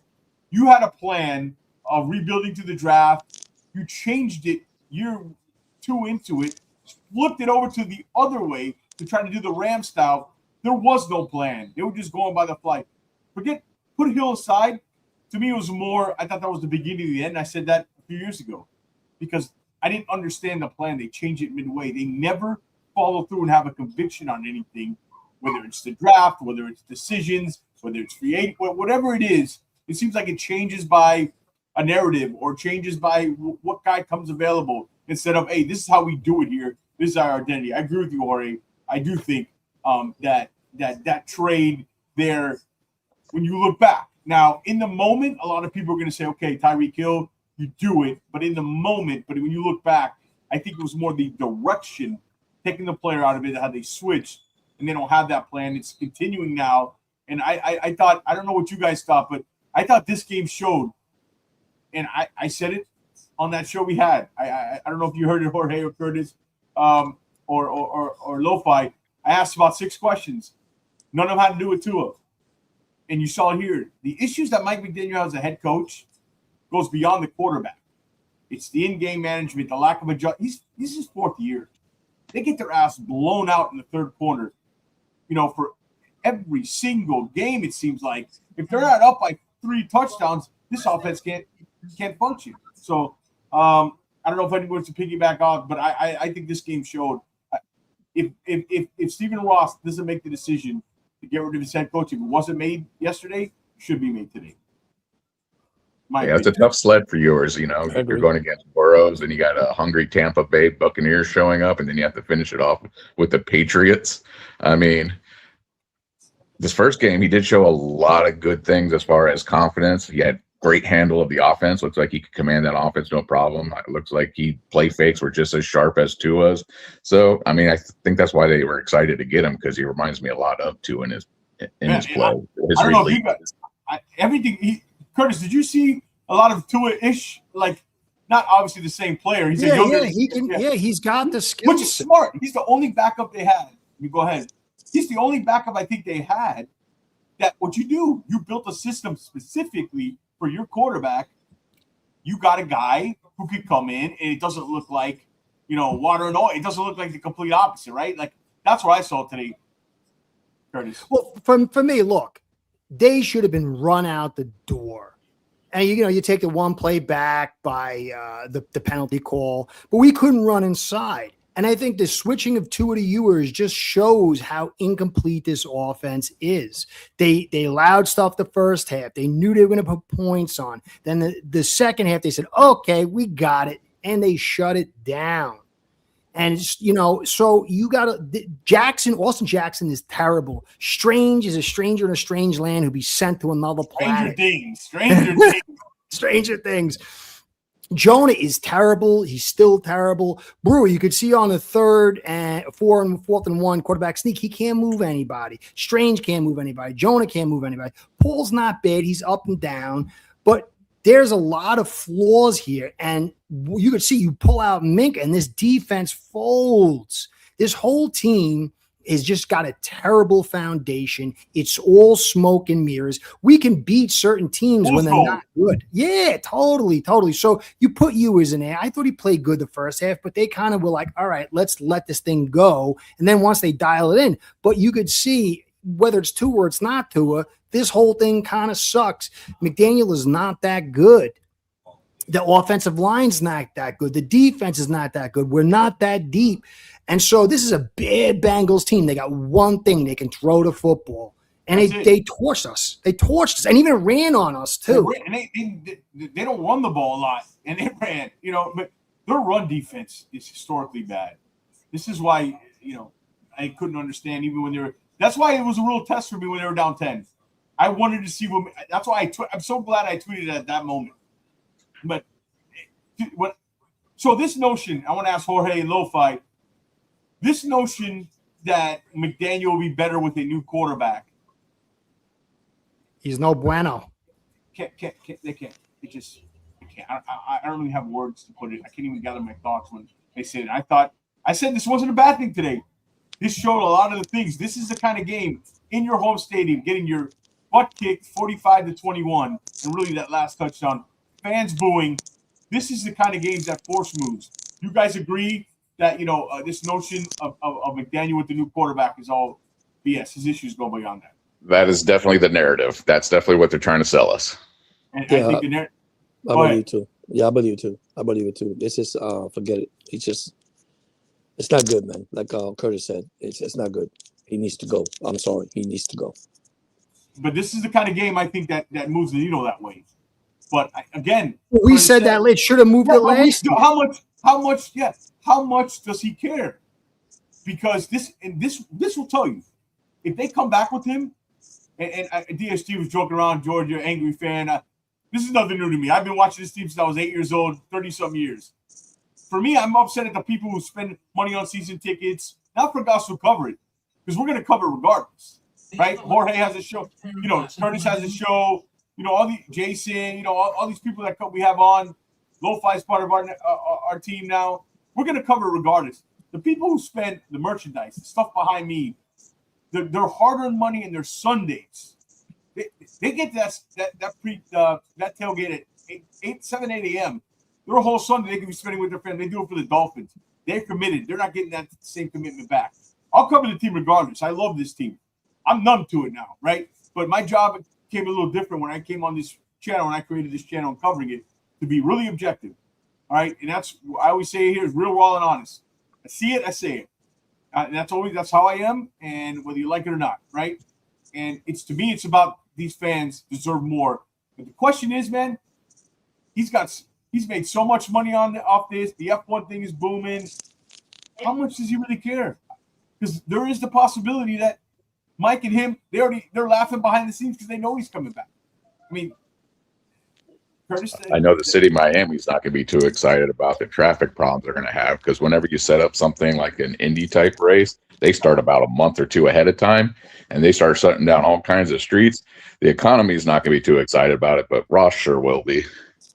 New mic, George. What's wrong with my mic? Is my mic bad there? Bobby always spots out something's going on.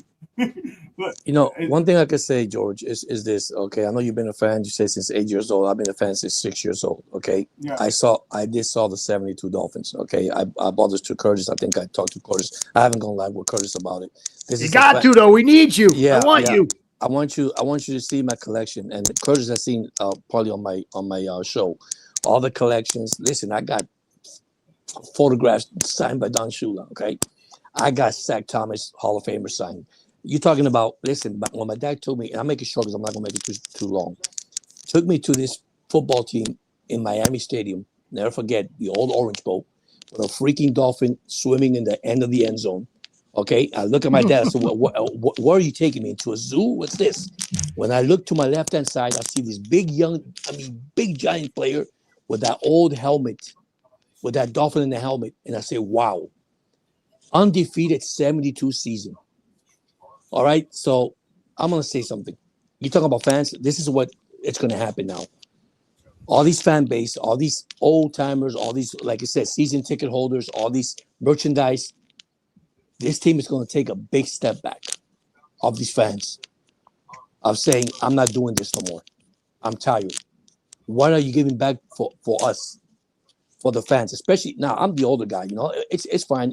It's going to take criticism. It's going to take all this, but we never built an offensive line, either for Tua or for anybody else that came in there. Okay, it starts building the offensive line.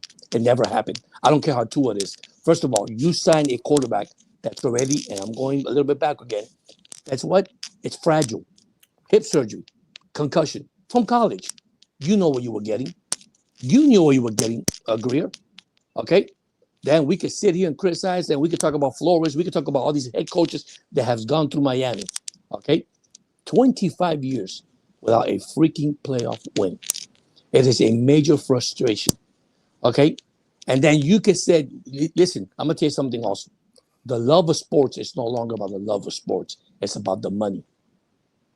That's one thing that I noticed lately about Look the at NFL. the quarterback. Look at the quarterback. that we just There, had. there you go. Look at the quarterback. You signed $54 million. I mean, $212 million for what? You know what? They should have paid $212 million for his hip and give him a new hip. I'm sorry to say it that way. It sounds funny, but speaking of offensive line, didn't look like we like to run to the left a lot more, where when Borum was in, we ran to the right a lot more with success. Now it seems like since Austin Jackson came in, we seem to be running to the left a lot more. And I guess for you guys, you think the smoke and mirrors is gone, and what we saw today is more indicative of what the offensive line that we should be judging and grading going forward? Let me get in on. Let me get in. Gassed up, Curtis. Gassed up. Let me get in. So listen, I want to shout out the chat. Thank you guys. Come on over here to YouTube and watch with us. We got a under the influence, some good stuff. Curtis, go ahead, Curtis. Listen, football is a brute, barbarian sport, but it's generated though by high intellect. The nuance of this, it's war. You have people, all that violence behind that is very right. It's a constant car crash. An offensive line is like a superhero team. You can't have all Spider-Mans. You can't have all Invisible Womans. You've got to have a coherent build. And so our build is been this weird nebulous thing. And so if you remember, Hunt and Connor, they worked so well together. They were prime pieces, and you could see how well they worked. But then you had Jackson, who was like, he's like Charmin. He can get out there, and he's big, and he can move, but he can't move anybody. He's soft. He doesn't know exactly what he's doing. Borum couldn't get out there, but he could move guys. And so, but the problem is you got Borum who can move guys, Strange who can't move guys, Brew who can't move guys, Jonah who can't move guys, and then Paul, who's not really good at the zone stretch as much because he's still working on his leverage and getting down. So you have this mishmash of pieces. So they figure we'll just keep doing our zone stretch. We'll have an athletic exterior attack. But it goes back to we should have stayed with Hunt, whether the price was there or not.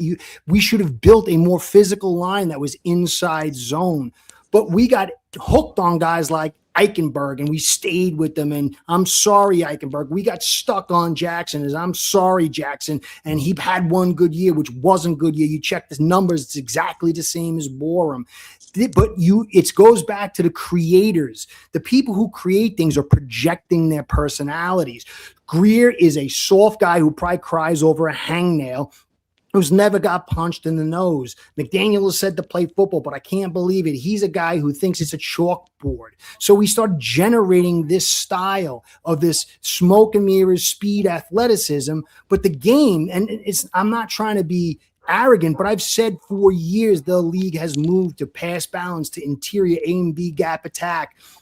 No. You can get by with this. And you look at the numbers, the rush attempts, and what's going on and how the leagues are moving. But they wanted to believe they were in fun ball. They didn't have mental acuity, and they didn't have a violent nature to understand the heart of the game. And so they built accordingly. And that's what you got here. You've got something that, I mean, you got a Brooks and you got a Sealer, but really maybe a Paul. But the rest of the pieces, for the most part, I mean, I like Jordan Phillips. I like Minka, but a lot of it is this like soft kind of white collar build. And so that's what you've got.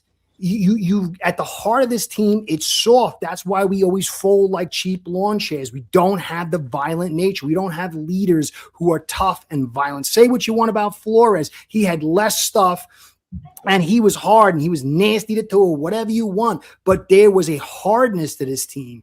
There was a discipline to this team. There was more violence from this team. And so you need a guy like Flores, but a little bit more of a personality. But you need that at the GM level. You need it at every level. The league is going. You're going to see more fullbacks. You're going to see this cycle keep turning probably for 5 or 6 more years, because it takes about 10 years for cycles to change, because you've got to get talent filtering up from the lower leagues to hit the positions you want and the new prototypes. And then the intellectual side of the schemes and philosophies, that got to change too. So you've been in a hard cycle shift from about 2020. You're like 5 years in, 6 years in. There could be 4 or 5 more years where this gets more violent and physical before they figure it out and things change, and then you have to morph. And so the problem is we're behind the 8 ball because we've built poorly and we had soft people. So this offensive line is terrible. I've been fighting with people. I had one guy who knows more about football than me, but I had to argue with him over Eichenberg. I had to argue him over the offensive line. I had to argue over running the A and B gap. It's clear. You're not getting better than Burrow, and he's languishing. Why? He had one good season to go to the Super Bowl in 21 when the cycle just started turning, and since then he's been beaten like a rag doll and hasn't gone anywhere. Look at Mahomes. They moved to a heavy offensive line, huge investments. They ran inside, and the run game was what got them to the Super Bowl. Look at the Bills. Look at every team they've built like this with this understanding. So we're behind the 8 ball. We need people who can see ahead of the curve. We need people who can be violent. Not necessarily, but they can understand the heart of the game. Competition. We don't compete. We don't want to bring in Zach Tom because that might ruffle the feathers of Eichenberg and Jackson and Greer's resume. And we've got to have violence. These are the 2 hearts. Look at the pass game. I mean, Ewers, he threw 100 yards and it looked like he had a great game. If he had his second half the same, he'd have thrown for 200. Burrow had a damn good game. He only threw 300. The average yards per game in passing is 224 this season. The running game is coming back. 100%. Pass balance, A and B gap. I love it. Great point. Sorry, I had to go on my time. No, great points. And PSG said, George, we getting press conference videos. Your wish is my command. Let's see your Mike is going to talk about the third quarter and third down and a lot of threes, third down and third quarter struggles. Let me bring that up. Let me share the screen and bring that up. Second here. Okay. Here's Mike McDaniel after the game. Frustrated and angry about this continued third quarter thing, where it appears that we let the circumstances that are outside of our control kind of really the dam breaks, and all of a sudden we play a different style of football. The way I look at it is I'm furious because I'm allowing it to happen. It starts with me, and while I'm up here after games, you probably won't get much other finger pointing besides I need to get it fixed. We have 2 games to play that are incredibly important, and we need to look ourselves in the mirror and find out who's a part of the solution. And we will start that as soon as possible. The only place I'm following that guy is to the hashish den. I mean, no one's following this guy. Who's part of the problem or the solution? I got news for you. Go fire yourself because you're the problem. You're part of the problem. He's going to start when? Soon? Yeah. Should have started a few years ago, buddy. He's going to start soon. It's unbelievable. We just got to wait for him to figure it out. Here's Mike on about if Quinn will start about Quinn Ewers starting the next game versus Tampa Bay. Look that up. Thanks for reminding me, DSG, about the. We also got some Quinn Ewers stuff. I want Curtis to go through real quick after this. All right, here is Mike on Ewers in Tampa Bay. I think I have to look at the tape, but that's kind of how I had it in my mind during the game. I thought he earned some opportunities to continue to develop. I was happy how he handled the position. That's not easy, and I think that's what's frustrating is it would be a lot better if it was on the rookie quarterback, and I don't think it was. So it's Mike. So I don't know what we can take from that. Anything you take from Mike there, guys, at all? He lost me. You know what I take is this, and I'm really deep into narratives, media manipulation. We were told that this guy is the guy for how long? We were told so many things. And in retrospect, you go back and you're like, what the hell? This guy is not capable to be HCOC. He can't lead any. Who would? How? Coordinator. Imagine sitting through this week in and week out. I'd want to tear my eyes and ears out. No. Not that he's not a nice guy. But picture him in front of your players only meetings led by Tua. No, but Lo-Fi and Curtis, picture him in the big dome, the big meeting room, him standing out in front of it. Are you going to struggle not to fall asleep? He's the substitute teacher. I say it all the time. Let's listen to – I want to listen to Quinn for a second. Let me pull that up. But, Lo-Fi, your thoughts? Nothing new on Mike there, right? On Mike? No. Yeah. No. I do have probably an interesting question going forward for us when you're ready. Yeah. Okay. Let's play. This might be a Curtis question too. You'll like this one probably. Oh yeah, Curtis. Does that have to do with literature? That's. I'm in rare form right now. Here's a quick clip of Quinn talking about his first career stuff.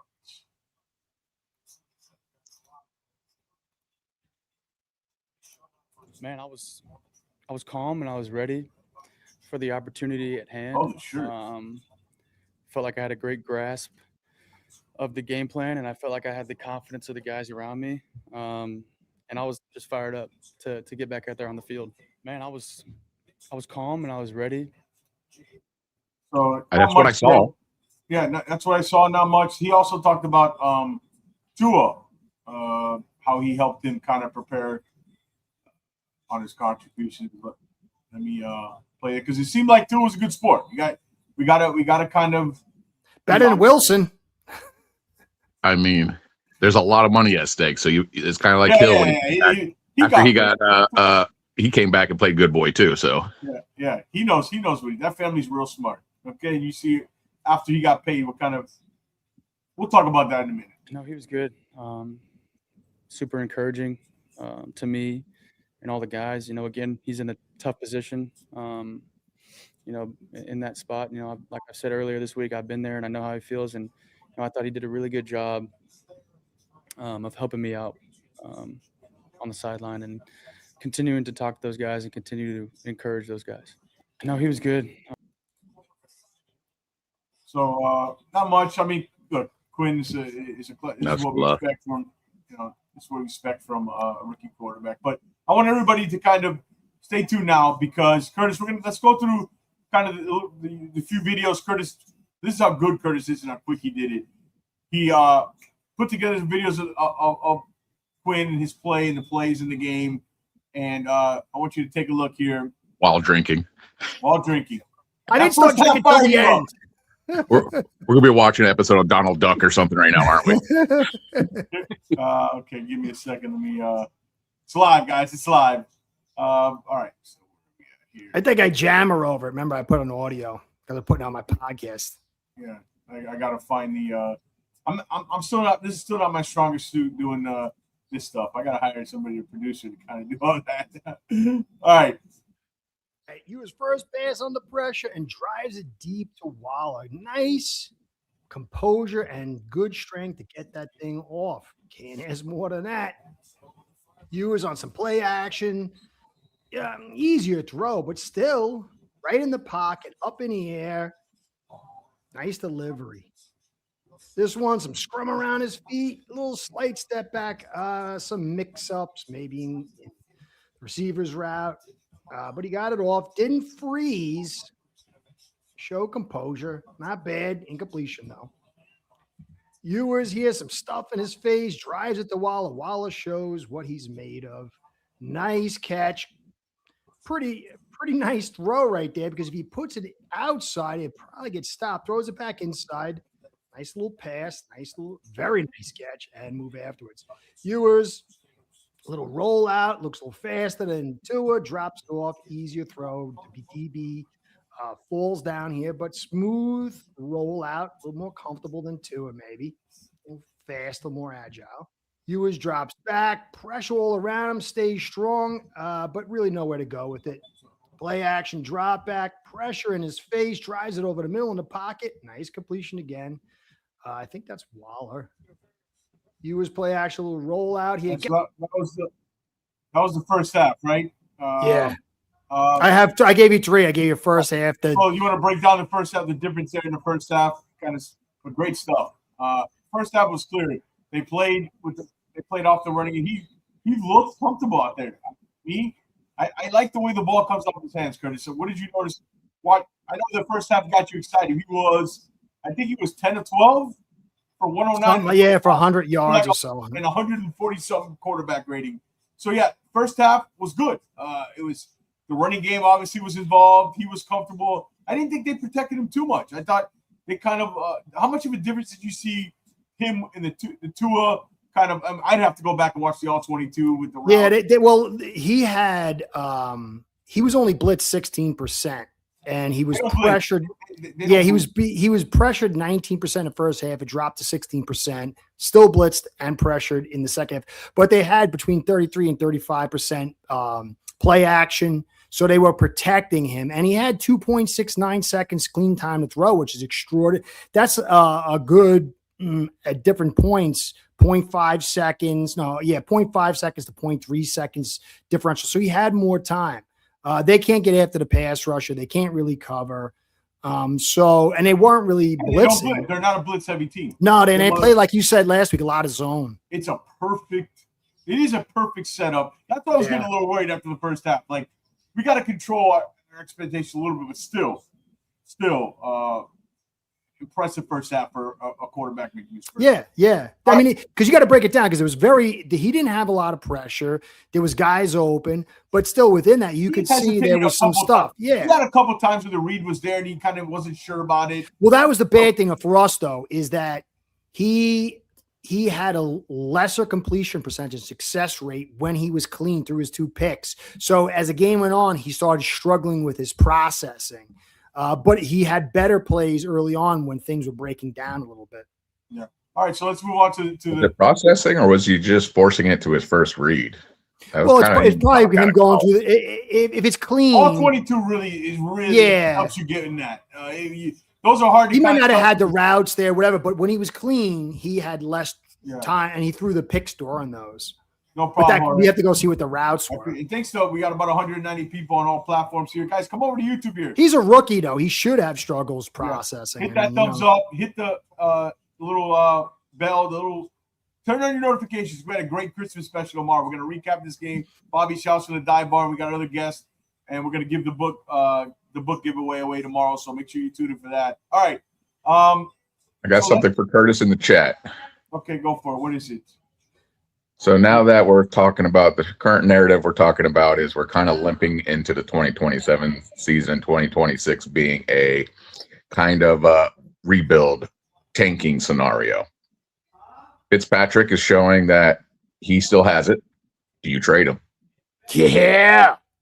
Oh, dude, I am gutting this thing. Dude, it's like I go in the house and there's cockroaches.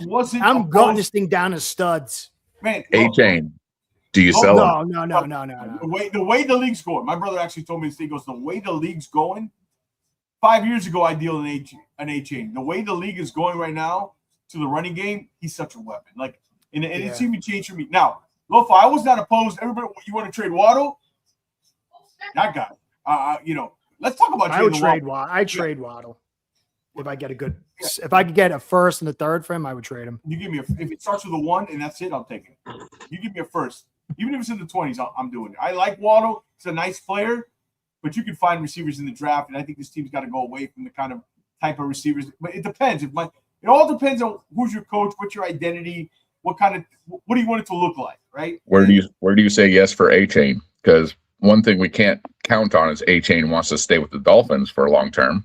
I think players like it here. There's going to be a price tag involved with staying, because he can go out there and maybe win some championships, just play out his contract. Was it the famous Greer words? Bet on yourself. Here's a misconception. Earn your free agency. Dope. Winning is not everything to these guys. Lo-Fi, winning is not everything to these guys. I think that's a big misconception. There's some guys who are just. Oh, I agree. A-Chain stays with the right paycheck. A-Chain leaves without the right paycheck. Even the guys, everything's about money, but the Kobe's, these guys, the Jordans, these guys they want to steal your soul. This is like Curtis. They want to look at you and not only beat you, but when they're beating you, stomp on you. Like there's some guys like that. But most guys, I would say the majority, right?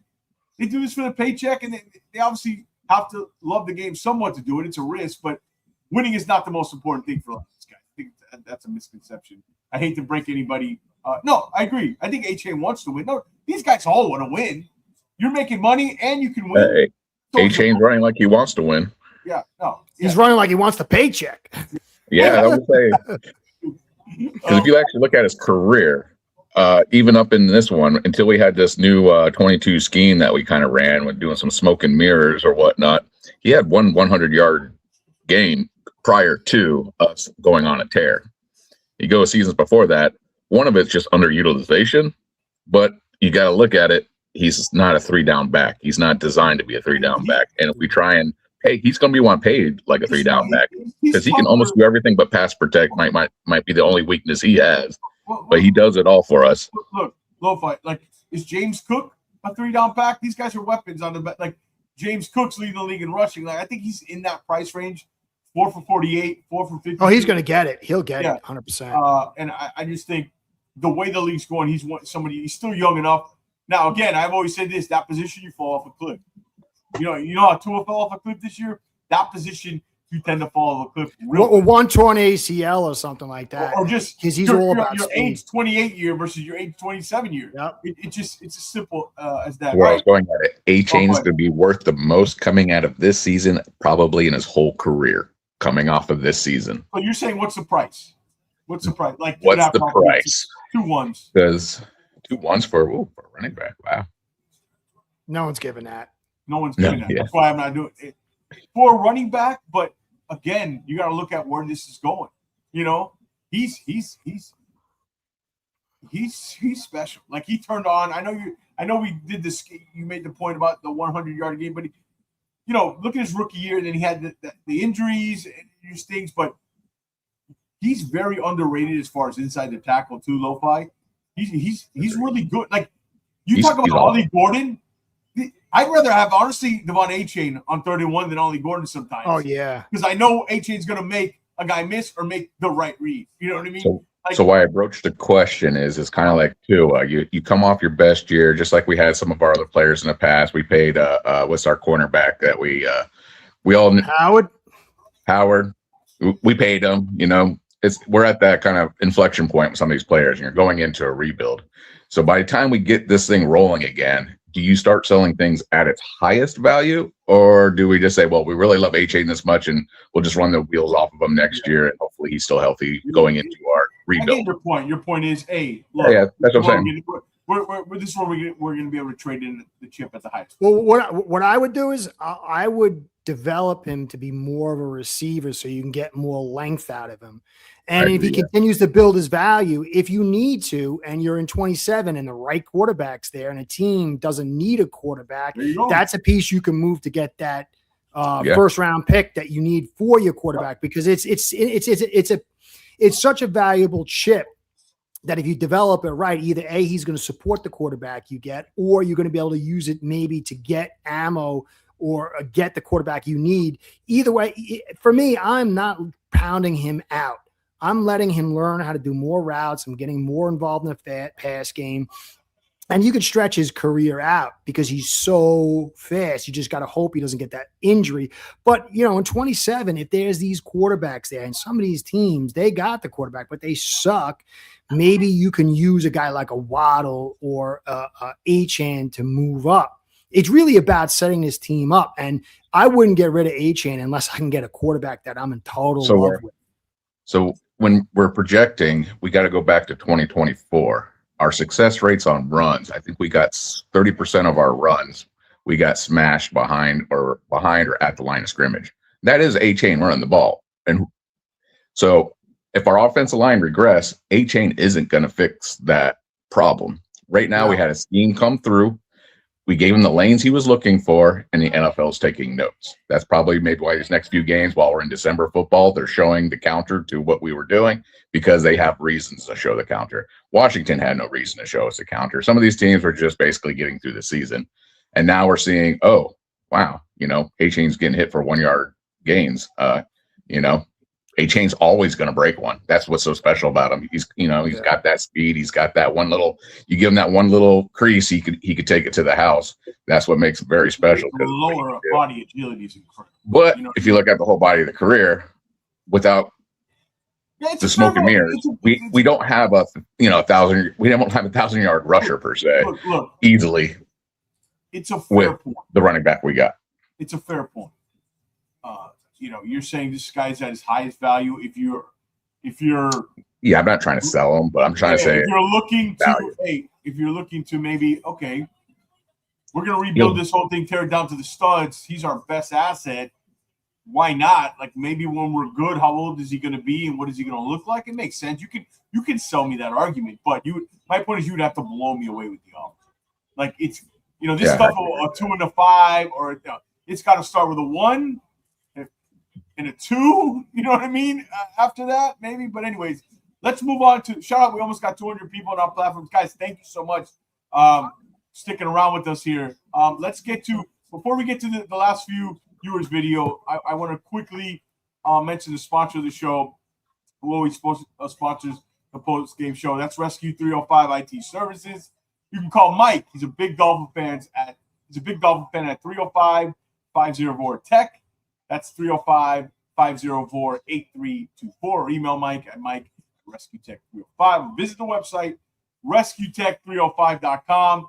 Tell him Finn's Faithful sent you. He'll hook you up. Local business here. Mike's a great guy.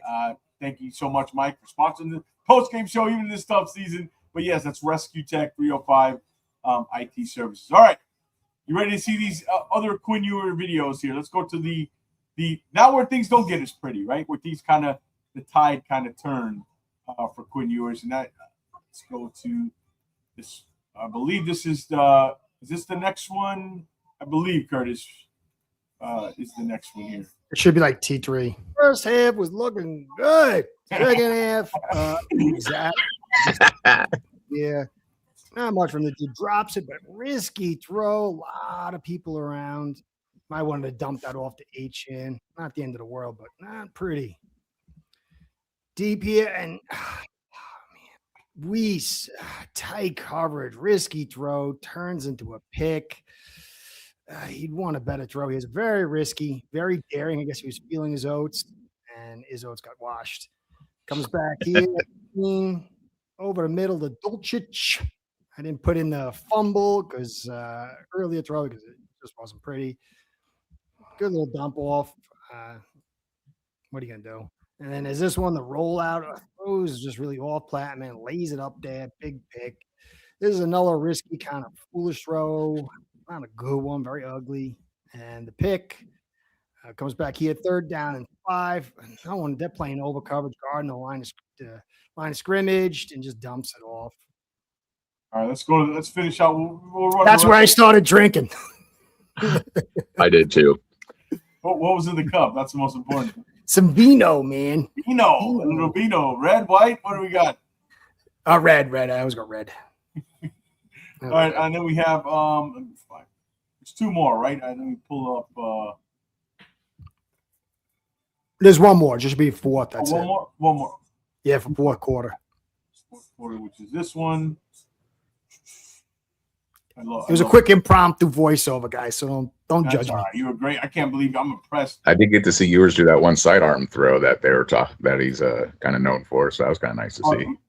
Oh yeah, the one. Hold on, let me pull it up here. Let me get these boxes here. Yeah, his arm angles. He throws fantastic. I mean, the arm angles are. I think I just closed out the other one. Go ahead and talk about what you saw in the second half while I try to pull up that other one, Curtis. What am I doing? I'm sorry. What? Talk about the difference here. What changed for Ewers in the third quarter? Well, they kind of knew where he was going. They were ambushing a lot of the plays. They started like locking in.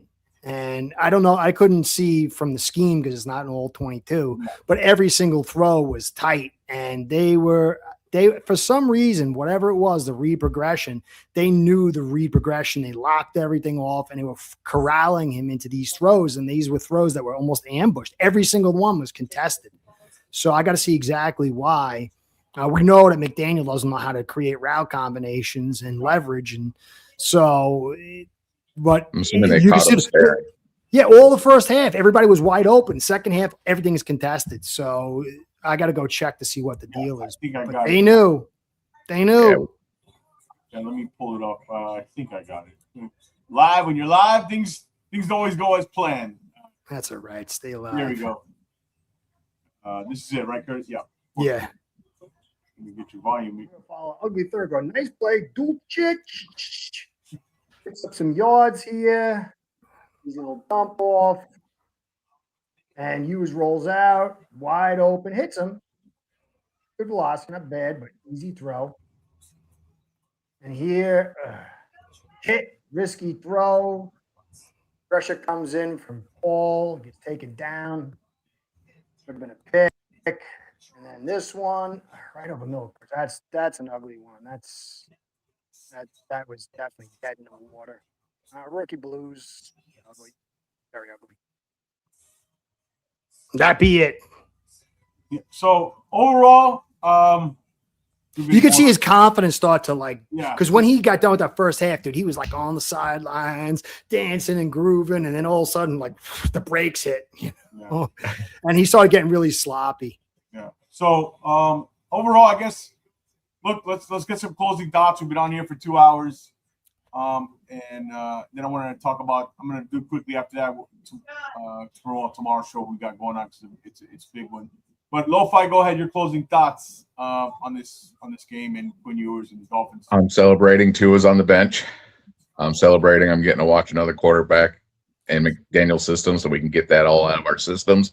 See what McDaniel looks like with another quarterback behind center.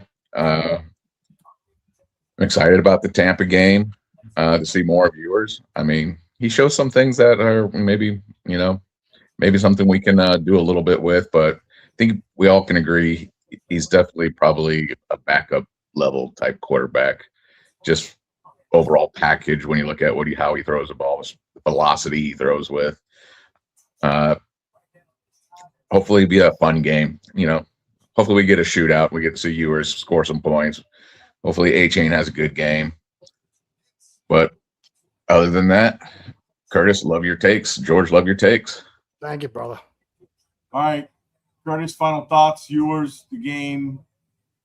Yeah. Yeah, look, you can't I've been saying for a while, framework sets the quarterback up. He showed some talent. He showed some good arm talent. He's a guy that you could possibly develop at a 7th round pick. If you got a solid backup who can maybe even come in as a temporary starter here, if that's the bottom line, it's a good pick. But he's going to need framework. He is not Allen, Mahomes, Burrow. And so he is a guy like Tua that's going to need the right framework. We don't have the right framework. The Bengals were as easy as a situation, most conducive environment that he was going to get, and we couldn't do it. McDaniel couldn't do it. We couldn't run the football, and you could see as things adjusted, and they're going to adjust to his film. They're going to see what he can do. It's going to get harder, but you need framework to uplift these guys. This team is heading into a straight bottom for talent. It's going to get worse next year, and you just need to build a framework. Whoever you get, even if you had Allen, he's going to need framework. So I think he's a good pick. He's not what people were hoping. He's going to, be elite and show Tua sucks. Yeah. And this whole thing is a bad situation. You've got to go in there just like you're a contractor. You walk in, you just bought a house cheap that's foreclosed, and you see the roaches and the rats, and you see the drywall rotting out, and the roof is falling in. You go, all right, I got it. I am gutting this thing down to the studs and rebuilding from scratch. That's the Dolphins franchise. That's what we need, a good contractor come in here and rebuild this thing because it needs a rebuild, and it will take time. Other than that, Miss Lincoln, the play was awesome. Good. So you said it in the brick, and as long as the foundation, the bricks are built right, everything else can come later, right? And I think a great point is patience. I will have patience if I see the process is going the right way. I don't mind it because I know we're not getting it this way. As far as Quinn Ewers, look, I like some of the things I saw. The times you saw a rookie there. There's something there. I think you're looking at a guy for a 7th-round pick in this system, especially.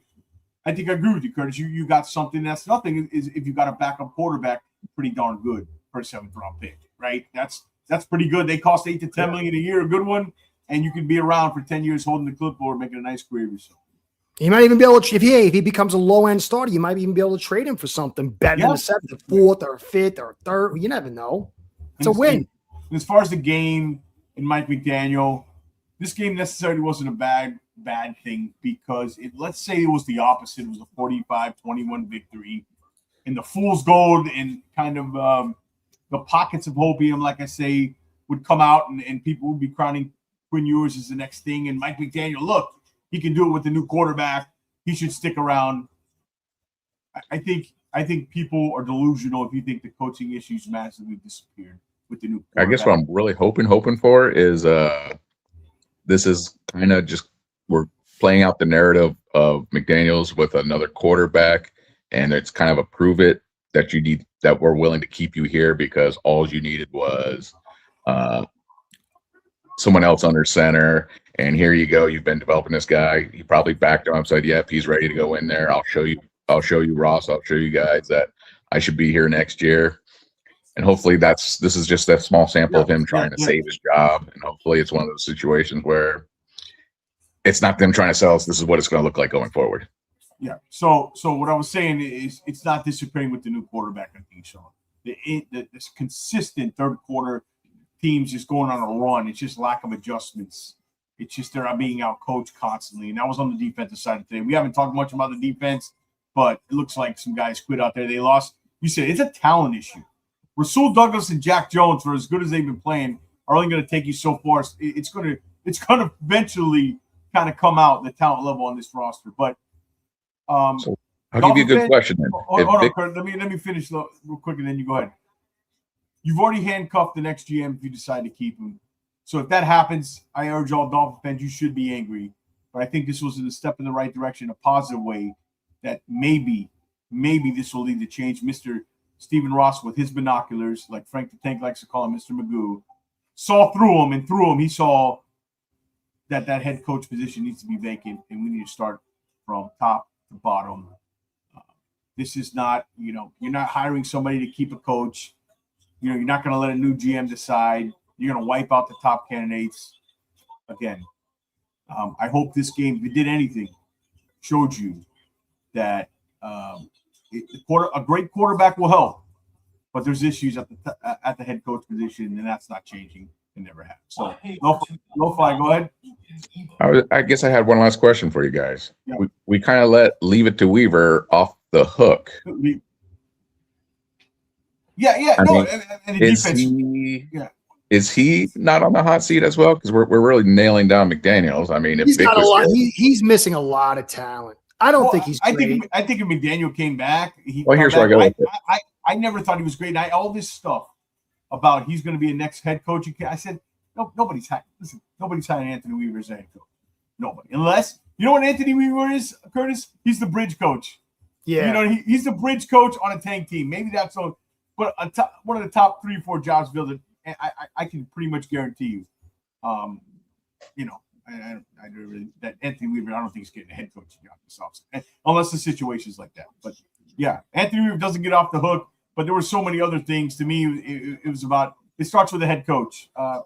If McDaniel surprisingly would come back, or he does come back, I think Weaver probably comes back. But again, definitely. Because all you need is Fitzpatrick to go, and all of a sudden, the dam broke open. Yeah. Well, I mean, because the talent level's thin. The margin of error is so thin. We got no safeties and no cornerbacks. Other than that, our secondary is good with that. Other than that, we're pretty good. And look, I'll be honest, the secondary's played above and beyond expectations this year. And damn, I want to say something about Aaron Brewer. Curtis, I know he in this offense, he's an all-pro. In this offense. Second level stuff's amazing. Patrick Paul slipping a little. Patrick Paul slipping a little. I know, Curtis. His plays but he was supposed to be, he's supposed to be red-shirted. He was raw. I mean, I think he's like light years better than Jackson. Oh yeah. He's clearly the best tackle we have. Yeah, I still have Paul as a future, but his plays a little slipped a little bit. You know, and especially in pass pro a little. It slipped. So that and you said he always gets beat with those inside moves. He struggles with that. Maybe teams got a little bit more in the scouting report on him. That's what happened. So. You know how we deal with scouting reports. We don't really adjust very well. So, and it's about coaching and development as well. Developing players, too. That's a big part of this thing, right? So anyways, I want to talk about tomorrow's show. Big show. We're not doing our show on Wednesday because it's Christmas Eve. I'm not doing it. I wouldn't ask anybody else to do it. Monday, we're gonna have some guys recap it. You never know. It could be some of these guys that are on the screen here with me. I know we have Bobby Schaus from the Dive Bar. We're going to have a fun little Christmas movie draft. So get ready for that. We're doing the book giveaway. I think we probably got maybe 10 to 12 names. I don't remember. And we're going to do the wheel live, and it'll land on whoever wins. We'll do 2 spins. So make sure you're subscribed. Your last chance to get in. Comment on the video below. Comment on, share the broadcast. Be active in the chat, and maybe we'll add your name to the sweepstakes. Appreciate it this holiday season. I appreciate this whole year. Thank you guys so much for all the support. I met some wonderful people through this process. This channel has gone beyond even what I thought. You know what I mean? I appreciate it. I always get surprised when I got one person watching, so I appreciate it. Make sure my Christmas gift, thumbs up, hit the subscribe, little bell to check there. Thank you for all the guests we've had on today. I'm gonna go through them all. Frank the Tank, Angry Frank the Tank. Make sure you watch the replay. And kind of thank you, Jorge. Thank you guys all amazing. Love you. Merry Christmas to everybody. Agree. I hope everybody has a happy, safe Christmas, happy Hanukkah, all the good stuff, New Year's Eve, happy New Year's, all the other good. Feliz Navidad, all the stuff. All right. DSG, thank you guys. All right, so thank you for the 2 super chats we had. We appreciate that. We do accept super chats. We won't deny them. They do help us put the show together. It's not going in our pockets. We appreciate that. We do appreciate the super chat. Thank you, Steve. We went over almost 2 hours, over 2 hours with you guys. I want to thank Frank the Tank for joining you. Jason Sarney, Finn Sammy, Kenny was live for the stadium. Who am I missing? Oh, Jorge. Jorge was in. I know I'm missing somebody. Lo-Fi, am I missing? Lo-Fi, am I missing anybody? I think you're doing solid. We're doing solid. Okay. If I missed you, I'm sorry. All right. So, but for Lo-Fi, the last guy standing, Lo-Fi for Curtis and myself. Guys, have a safe, enjoy the rest of your weekend. We will see you tomorrow evening, 8 p.m. with our special. See you there, guys. Fins up. Stay safe. We are out.